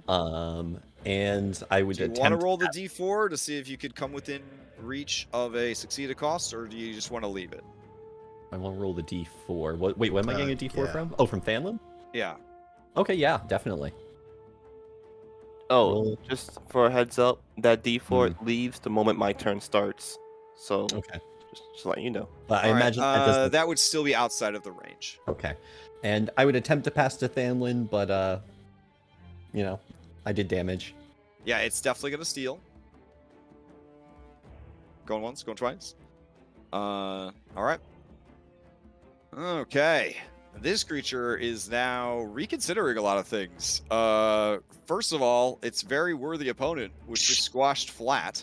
But there is still a tasty boy. There is a tasty boy. Does your mark have any other implications that I need to know about? Or is it just a bonus to attack rolls? I know there's different kinds of marks it's nowadays. A bonus to attack rolls, and it ends at the start of my turn.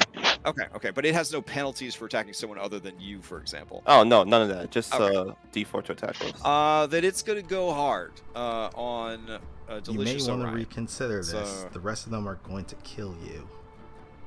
This is what Orion is saying to the Displacer Beast. But if you help us, we can get rid of the rest of these guys. No more competition. More food for you. Okay. A strong argument that it is considering as it attacks you. Just had to try. All right. All right. Normally it would do this really dope 4E maneuver, but since it needs to use its face step for a different thing this turn, it is just going to attack you. So, Orion, here comes a tentacle. That is going to miss. Oof. All Wait. Right, here's another one. Wait, hold on. Crash. Uh-huh. Since it's making a melee attack against Orion, I'm going to use my reaction Okay. and spend 1 exertion point to use shoulder check. Okay. Makes a melee attack against an ally. Use your reaction to make an athletics check against the creature's maneuver DC. It'll be an 8 plus his proficiency and strength or Success. You dexterity. shove the creature 10 feet away from you, and you move 10 feet in that direction. Oh wow! So you could like shove it off the roof. That's what I was hoping for. All right. Let's see. Yeah, go for it. That's an incredibly low DC. Oh my god. Yeah, go for it. All right. I got you, Orion. Don't worry. That second one would have missed anyway. All right. You shove the creature back, and it falls off the roof. And then we'll take 10 steps forward, just staring at it from above. Okay. You should reconsider. Let's see. It takes 2d6 damage from the fall. Oh shit! Almost max damage. All right. As it lands, and it is now 25 feet below you, it looks around at the burning owlbear and all the other stuff that's going on. It looks at the superior numbers that it is facing. It still has 3 more attacks left in the tank, though. It did also fall in the spike growth, which is rough. Oh, shit. You're right. So it did enter the spike growth terrain. So go ahead and give me a spike growth trigger. Guy, I'm glad you understood what I was going for. Huh. Can you hear me? Yep. Yeah, I can hear you. So it would just be the 1d4 for it landing, right? Yeah, because it's only moving through essentially one space. Oh, yeah, so 2d4. Okay, I just want to make sure. So 7. All right, takes 7 more damage, and at this point, the creature is like, "Fuck all this noise." You can see it disappear into shadow. It moves over here. Quick question. That displacement ability, is it when it takes damage? It's when it is successfully hit with an attack. So, I believe that we're treating this shoulder check as essentially, in this particular instance, it is a skill check. So Yeah, it's just a skill check. yeah. All right, so it's going to reappear over here, and then it is going to kind of leap over Gerblins as it starts sort of making its way out of the fort. Comes out and it sees Callahan fighting that giant, and I think it's just going to run onwards till morning sort of situation here. Damn. I'm so happy that worked out. Yeah, so it'll Good be job. right around there. Okay. It will pass to Bloodlord Koth. All right. Bloodlord Koth sees that you guys are not a fucking joke. That is for damn sure. So he's got to really ask himself a question here. That was a beefy ass fireball. Dude's trained in the arcane arts. He could definitely respect game when he sees it. So what will he do? What he's got here. Does he risk it? I ran away with your hex. Yeah. Okay. Those of you who can see up into the window, which I think would just be from the current vantage point, Thanlin, you can see Koth take a potion out of his belt pouch. He downs it, and then he begins to move very quickly down the stairs, disappearing out of sight. All right, Layla, you hear him below you. He is definitely heading towards his special room.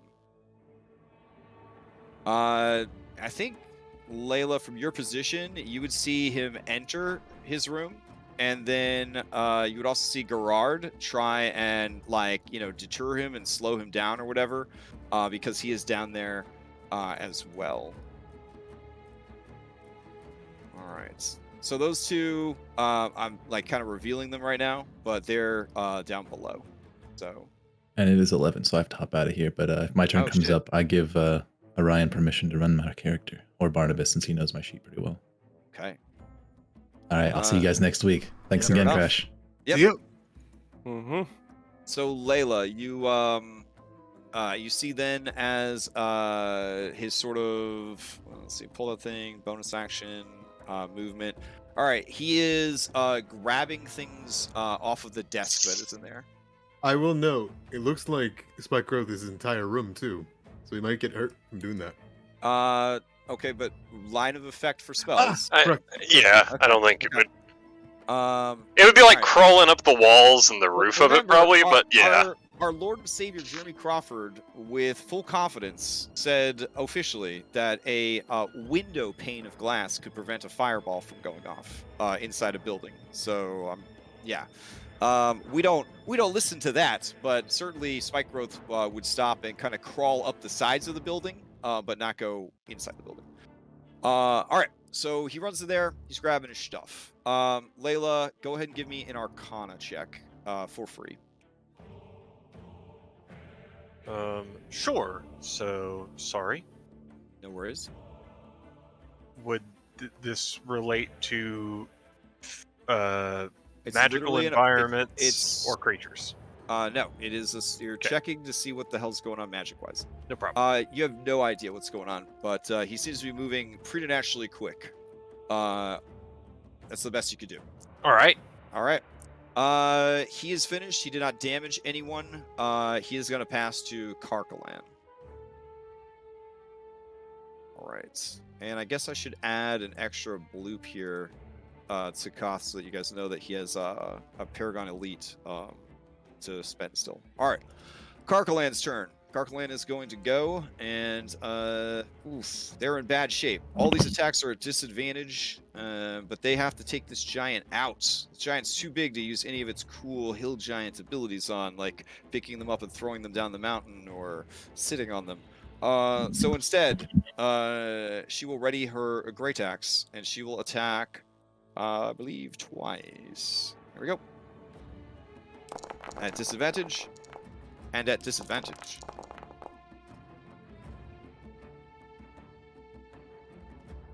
All right, so you're looking at 19 for 30, and a 10 for 15. The 10 is going to miss. Sluxdor takes 30 points of damage, as the blade is very deep into her warty flesh. Okay. They've already acted. Let's see. You still have plenty of heroes that need to go. That thing's run away. Let's see. These wolves are probably just going to try to get the fuck out of this situation. But they're in the Spike Growth, so it's going to be a horror show. Let's pass to a Seamless Warg, who, no longer burdened with a rider, is in a panic, going to run through, it looks like 20 feet of Spike Growth. So I would probably, we'll just go with 20, but if you guys are ever stuck in Spike Growth, and you probably will be because you're going up against fake creatures in this campaign, don't forget your characters do know how to jump. So to shorten the amount of time that you are in a Spike Growth, definitely keep in mind that jumping is an option, especially if you're strong and big. It takes 16 points of damage, and sadly it dies before it can get out of the circle. Oh, God. Jesus. The other one sees the situation that it's in, and is Gives going up. to, well, let's see. It has to have a certain amount of perception to see, and their perception is good, but not enough. Nothing about it can really be seen, and there's no spelling today with the wind. So I'm going to say it doesn't know where the Spike Growth is, only that there is Spike Growth. It is going to shuffle back into the stables and try to figure some shit out. So it is going to pass through 25 feet, thinking it was being smart and going the other way. In this case, line of effect, the Spike Growth would go through this hole in the wall and kind of fill up the interior of the stables. Okay, 28 damage. 28 damage. Holy shit. All right. It takes the 28 damage. It is bloodied. I'm going to say that its rider is not because he's not walking through it. Makes sense. Yeah. And then...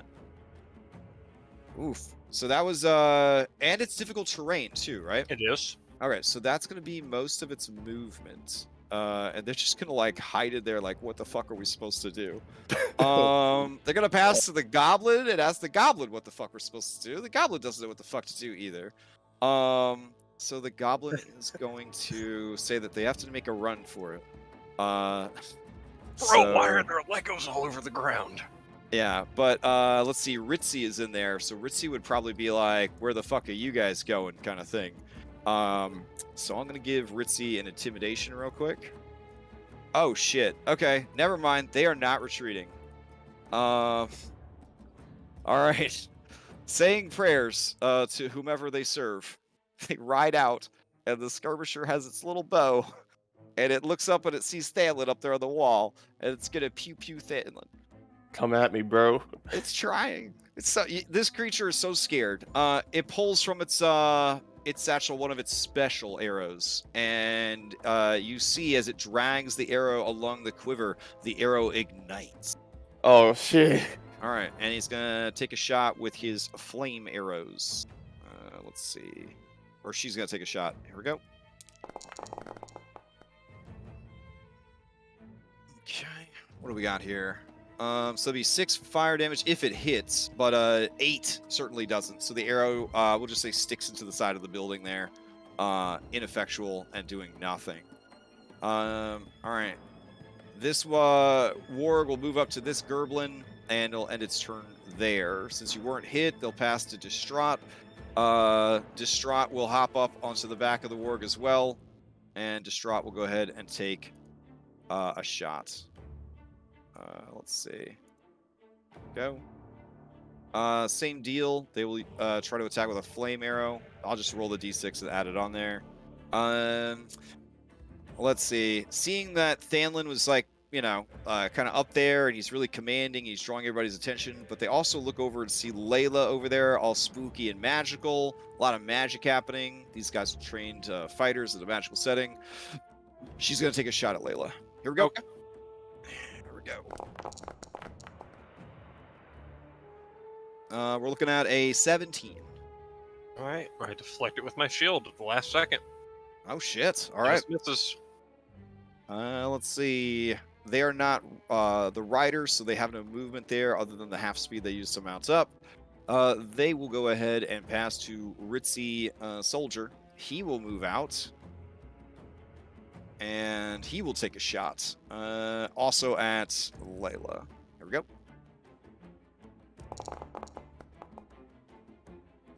Oof. That is going to be a big miss. And then he is going to step back 5 feet. He will pass to the well-maintained Blade Master, who, along with Callahan, is going to try and take out the Sluxdor. Okay. Here we go. Coordinated strike. Spread the good. Challenge. He really doesn't want this creature's attention. He would much rather the giant die instead of him. Alright. In that case, he will go ahead and attack. Once. With a +2 from flanking. Twice. And 3 times. Alright, so the first one is only a 12, but she only has an AC of 11 because she's just going around to some leather armor because she is a sneaky giant. We've got this one over here with a 24, +2. So all 3 of them are going to hit. He's going to throw his martial advantage on there as well. It looks like 20, 32, 41 points of damage coming out of this man. And with that, you do see your ally Sluxdor fall to their blows.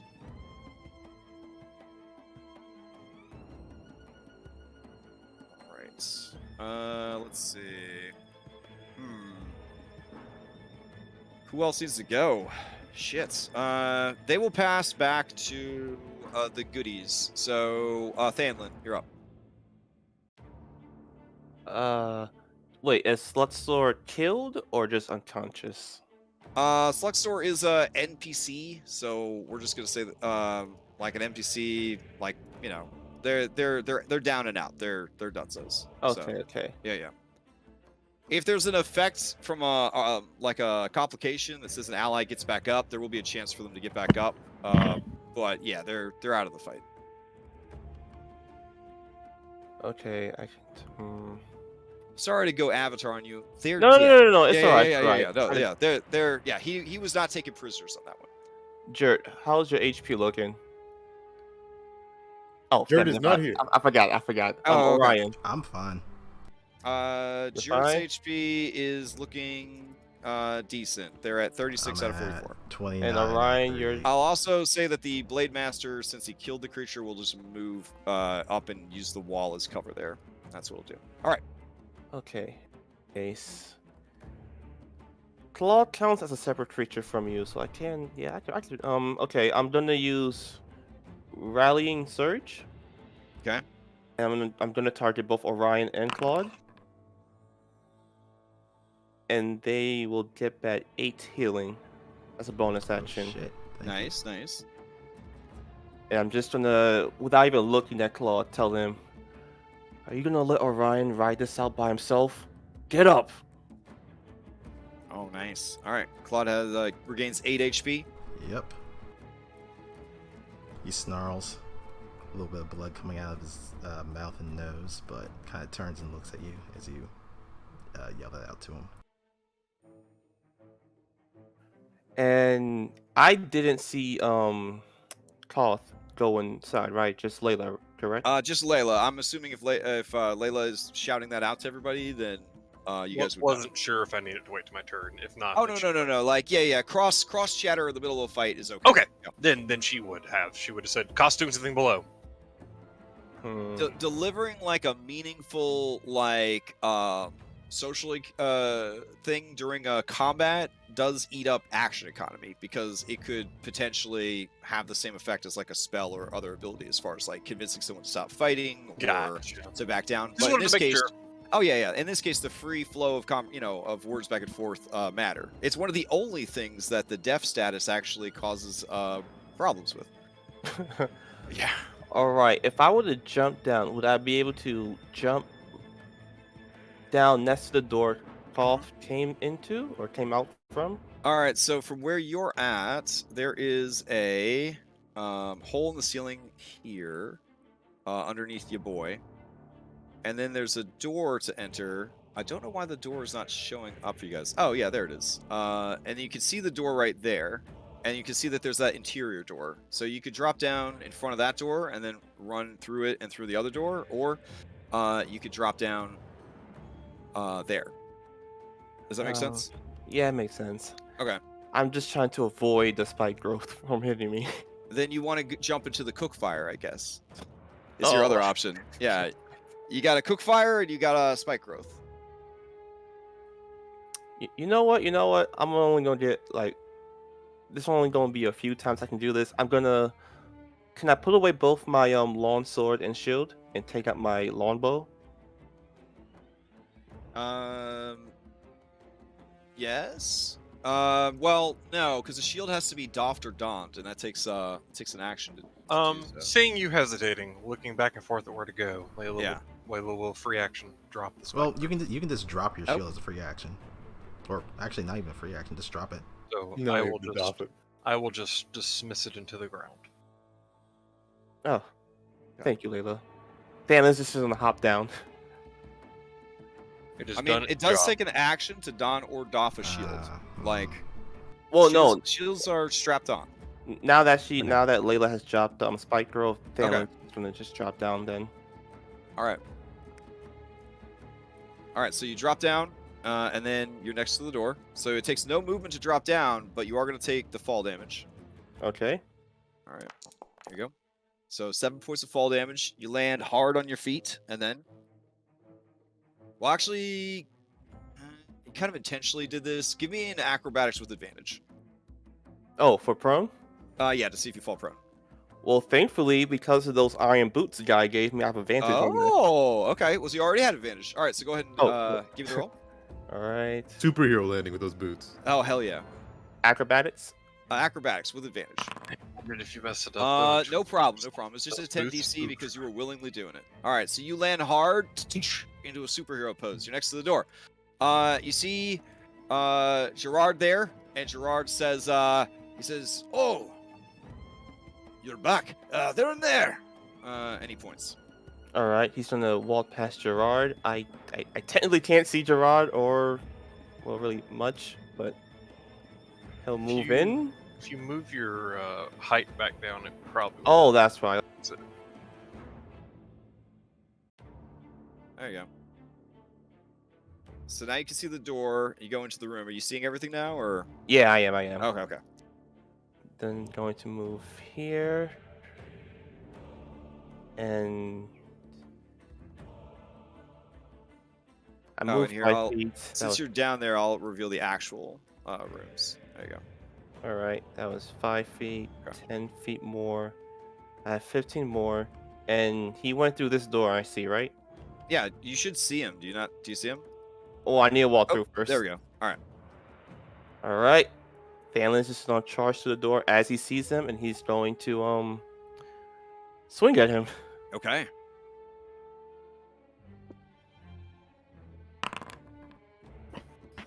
Let's see. 13 is not going to hit. I'm gonna add the Bard inspiration guy gave me. Okay. Yo, Reaper Cuss. Ah! It's a D6. Oh, I'm okay. a 4th level bard still. Okay, so it's a 1. Hmm? Oh, do I roll again then? 16. Yeah, just go ahead and roll a d6. Ooh, very nice. That kicks it up to a 17. So he is going to use his reaction and shield. Damn. Okay. Second attack. Second attack. He's doing. Oh wait, no. That's. He's gonna trip him. Okay. So that's athletics versus his acrobatics. So you're just using your second attack action to basically try to shove him down, not using the function of the sword? No, I would get advantage, wouldn't I? I thought the sword, in order to trip, it was part of the attack, right?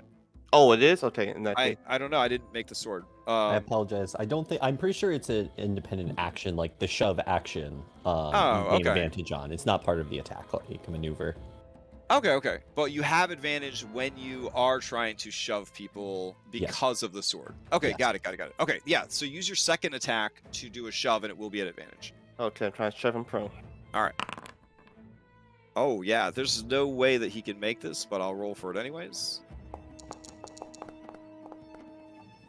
All right, so you knock him prone. Okay. And Anything yeah. else? That was both my attacks. So I'm just gonna stand right before him, shield up, ready for anything. And I'm gonna yell back up to anyone who can hear me. I have him. He's in the room. And I'm gonna then pass to no, Joe already went. I'm gonna pass to Orion. Okay. Let's see. He did not take any damage, so he can't seal. Plus, he already acted this turn. As you pass to Orion, he is going to use his Elite Paragon action. And he is going to begin casting a spell. Oh boy. Let's see. All right, so right now it would be you and Layla currently have eyes on him. All right.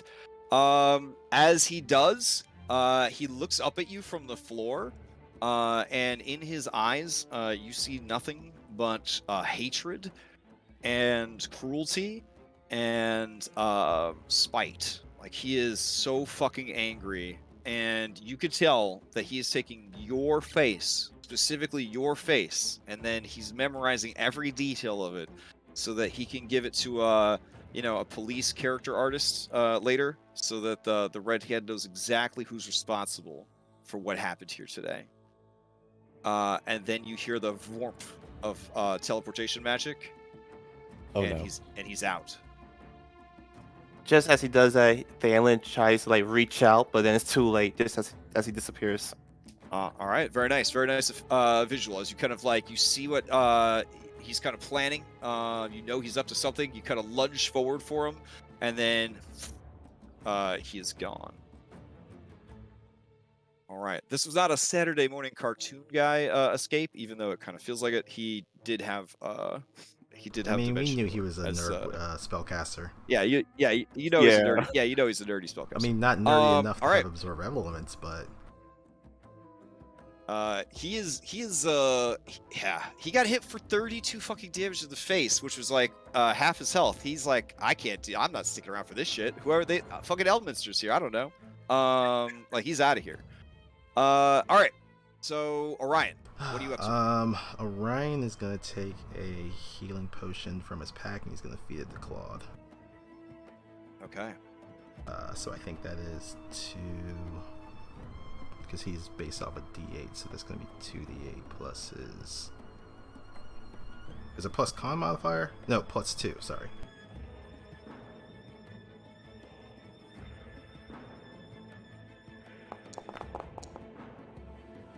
Okay, Claude gets 15 hit points. We also get 3 ferocity. And then as his movement, he's going to mount back up onto Claude. He's going to kind of command him to go down into the room, because he doesn't know that Koth had kind of left, but he's going to go down it. He's going to go into the area where he saw the kitchen. I think I've caught the tracker up to everybody. All right. You drop down, and you would not be prone anymore, yeah? Yep. So is he dropping down through the hole in the ceiling? No, not through the hole through the ceiling. He's going to get up, because he's being used as a mount. He's going to move and then dash, and then go through the big entrance to the side. Okay. All right. So, Claude, as you leap down, go ahead and give me an acrobatics check. Do you have a climb speed though, No, Claude? he doesn't. Oh shit. Okay. Makes sense. Boy lions, you know, they're only good at a couple of things. All right. So you leap down from the top of the building. Give me an acrobatics check, DC 10 to stick the landing. I'll give you advantage because cat.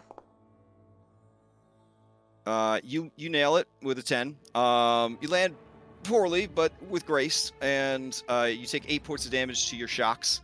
And looking into the room, you see that there is Gerard, there is a hobgoblin, there's a Thanlin, but you do not see a Koth anywhere. You also see the interior of this tower at this point. There's enough people down there that I'll reveal that as well. A door opens up into a very fine bedroom, and then staircases, or a staircase that leads up. Okay. All right. I'll just call back up that we're still 2 hobgoblins here. Thanlin, what happened? Where's Koth? He disappeared with magic. I don't know where. Shit. And then we'll look at the 2 soldiers. Orion will Claude will finish up with using his bonus action to give a roar and give 15 temp HP to Orion. Okay. Aw. It's fantastic. All right, 15 temp HP. What next? That is it. You got Layla and an assortment of hobgoblin soldiers. I mean, these guys are smart. I'll pass to one of the soldiers, but they're probably just going to pass back to Layla afterwards, so, yeah. Yeah, probably. So, let's see. I don't think Unintended actually went, but it looks like I cleared their thing. Let's see. They were pulled out the window. Yeah, they haven't actually gotten to act yet. So, on the ground, they are in a grapple with Jert. So, let's see. Do they try to get out of the grapple? Probably. They know that they're kind of screwed. Grappling is tough. That's why they all train in athletics. But Jert is very strong. So let's see what Jert gets. They only got a 7. Jert got a 13. They are still prone, and they are still grappled, and they can't really do anything else with their turn. That is it. I guess with a shaky hand, they will try to pull out their basic witch healing potion, and they will drink it, recovering some health. And they will then pass to Extended Soldier, who is up in the tower. They're going to stand in the windowsill, and they're going to fire down at Dirt, who has their friend. All right, here we go. This is an attack against Dirt. Looks like only an 8. That is definitely going to miss. Let's see. You can draw on your bonds of reciprocity again a bonus as actually the number of allies you can see within 30 feet of you. Maximum +3. Well, that's not going to help. It's basically the hobgoblin version of succeeding at a cost, I guess. All right. So then that misses. They will pass to. Let's see. Extended is gone. They'll pass to Unbelievable. So Unbelievable is down there. They see that there is a goddamn lion in the room. Gerard is there. Thanlin's there. As they get ready to make a decision about what to do, Gerard just hits them over the head with his frying pan. They are knocked out. All right. So I will remove them from the initiative. Oh my god. So apparently there was an update to the interface for to the search interface again, and it is broken. Oh well. Updates. I live in fear of them all the time. All right, so she is knocked out. We'll take her out of the running. All right. Play will pass to Loquacious, who's out there. Loquacious does not know that their leader has left. He does see that the goddamn Displacer Beast is fleeing. He's gonna make a morale check real quick. They look towards their hill giant leader. And oh god. Yeah. Carcaman, what do we do? He sighs, and he is going to rush towards the building. So he's gonna move, and then he will dash to there. All right. He will pass to Null Soldier. Null Soldier is also going to try to do a morale check. She says, fuck this noise. And she is going to begin running downhill and through the woods, trying to get out of here. At your discretion, I could just remove her from combat if you guys have no intention of tracking her down. That's a later problem. Yeah. Okay. Right. So I'll just move her off to the side here, and we'll just say that she's no longer in the fight. All right. There we go. Okay, so then they're going to pass to Layla on the way down the hill. All right, what do you got for us, Layla? Okay. So, I'm fine with it taking a bonus action or whatever. Layla would take a long sweep of her surroundings just to make absolutely sure she cannot see Koth anywhere, because she's seen the Displacer Beast kind of do a little teleport, so she thinks it might be something similar. So she just does a long sweep, make sure she can't see him. Mm-hmm. Assuming she can't. Then she will, and it's hard to draw it, but it'll be over this area and this area. She's going to conjure a tidal wave. It's like 30 feet by 10 feet, which is hard to do. Okay. In Boundary. And basically it's just going to sweep over these 4 and just crash down on them. Okay. Is this a persistent effect or just no, it's just, okay. It's just an initial. It's like a fireball kind of deal. Okay. So 30 feet long, 10 feet wide, 10 feet tall. So to hit all 4 of them, they must make a dex save.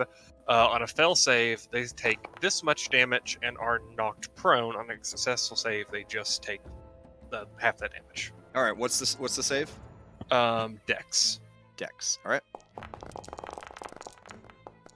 All right. What's the DC? My DC is 16.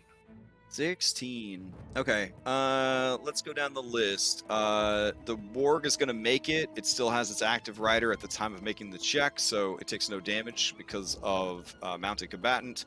However, its rider does not have such a luxury and only has 2 hit points. So their little body is crushed and broken by the waves. The distraught Gerblin failed horribly, causing a complication. Oh my. Critically exposed defenses. Your target may re-roll 1s and 2s on the damage roll for its next successful attack against you. Alright, I don't know if that's going to come up because they died from 14 points of damage. Very exposed defenses. I can Alright. mangle that body so well. The cameraman flashes his camera, his press pass, and does not have to roll. And then Ritzy, who's been putting everyone's lives in jeopardy, fails, takes the 14 damage, and you said knocked prone? And knocked prone. All right. Yep.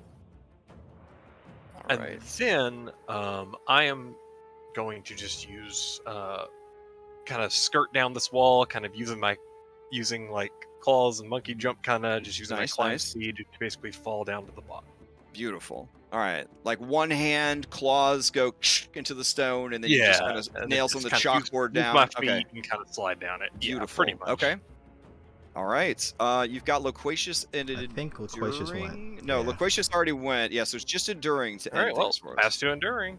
All right. Enduring sees the fucking fire going off. There's like it's fucking tidal wave appeared out of nowhere. He does not know that Koth left either. He does see that Callahan is still going, but Callahan looks like the biggest Quasimodo cosplayer he's ever seen.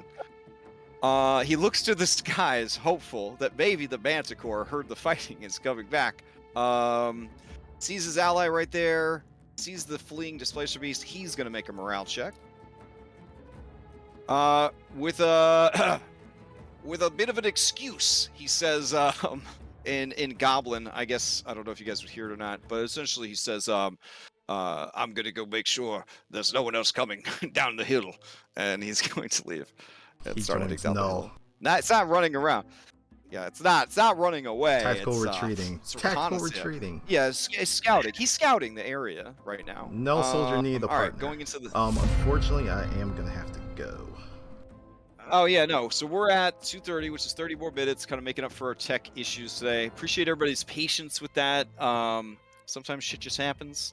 I've had IRL sessions messed up because we're at somebody's apartment and the fire alarm goes off. So, I mean, shit happens. I'm glad we were able to finish the session, though. And I think you guys are in a really good position here. I have no doubt that you have taken this keep. Next session will just simply be cleanup, as it were. Hopefully, morale fails for Callahan, or you're able to defeat her before she reaches anybody for them nasty 3d12 giant great axes. Hard to get eyes on the well-maintained Blade Master, but they're definitely the sleeper threats left to deal with on the field. Both of those guys are quite injured, okay. so He was the secret boss, not Koth. We'll get you next time, Blood Lord Koth. well, he took 32 damage to the face, yeah. so they're probably a little wary from yeah. that. For sure. Yeah, per the adventure, if he gets bloodied, he immediately just fucks off. He's just like, nope, not dying here. Which is a smart thing to do. Lives to fight another day. Yeah. Morale was real big in like earlier D&D adventures. It still to a certain extent is in modern ones if people remember to write it in. All right, well, there might be Celasta tonight if you guys are interested in watching one of the best and also worst D&D video games of all time. We have a lot of fun playing it, and I haven't been able to play in like 2 weeks. Hopefully we're going to finish up the expansion campaign tonight. And other than that, everything is normal. Oh, there's 2 spots available in Dom's Monster Hunter game. It's going to be on Wednesday nights. I believe it is a paid game on Wednesday nights. I am going to be in it. Remy's going to be in it. Will's going to be in it. There was like a 4th person. I feel really bad that I can't remember I did who it ask him is. about if he had any spots open, so I'm a possibility. As of earlier this week, he had 2 spots, so it might be you too. That'd be fantastic. I've never gotten to play in the same game as Remy. No, wait, maybe we did a one-shot for charity as both as players. Anyways, I'm excited about it because I love Monster Hunter, and Dom runs amazing boss fights. He has such a good instinct for making cool mechanics for bosses, and this whole thing is just going to be a bunch of fucking hunting down bosses and fighting bosses. So I'm very excited for that.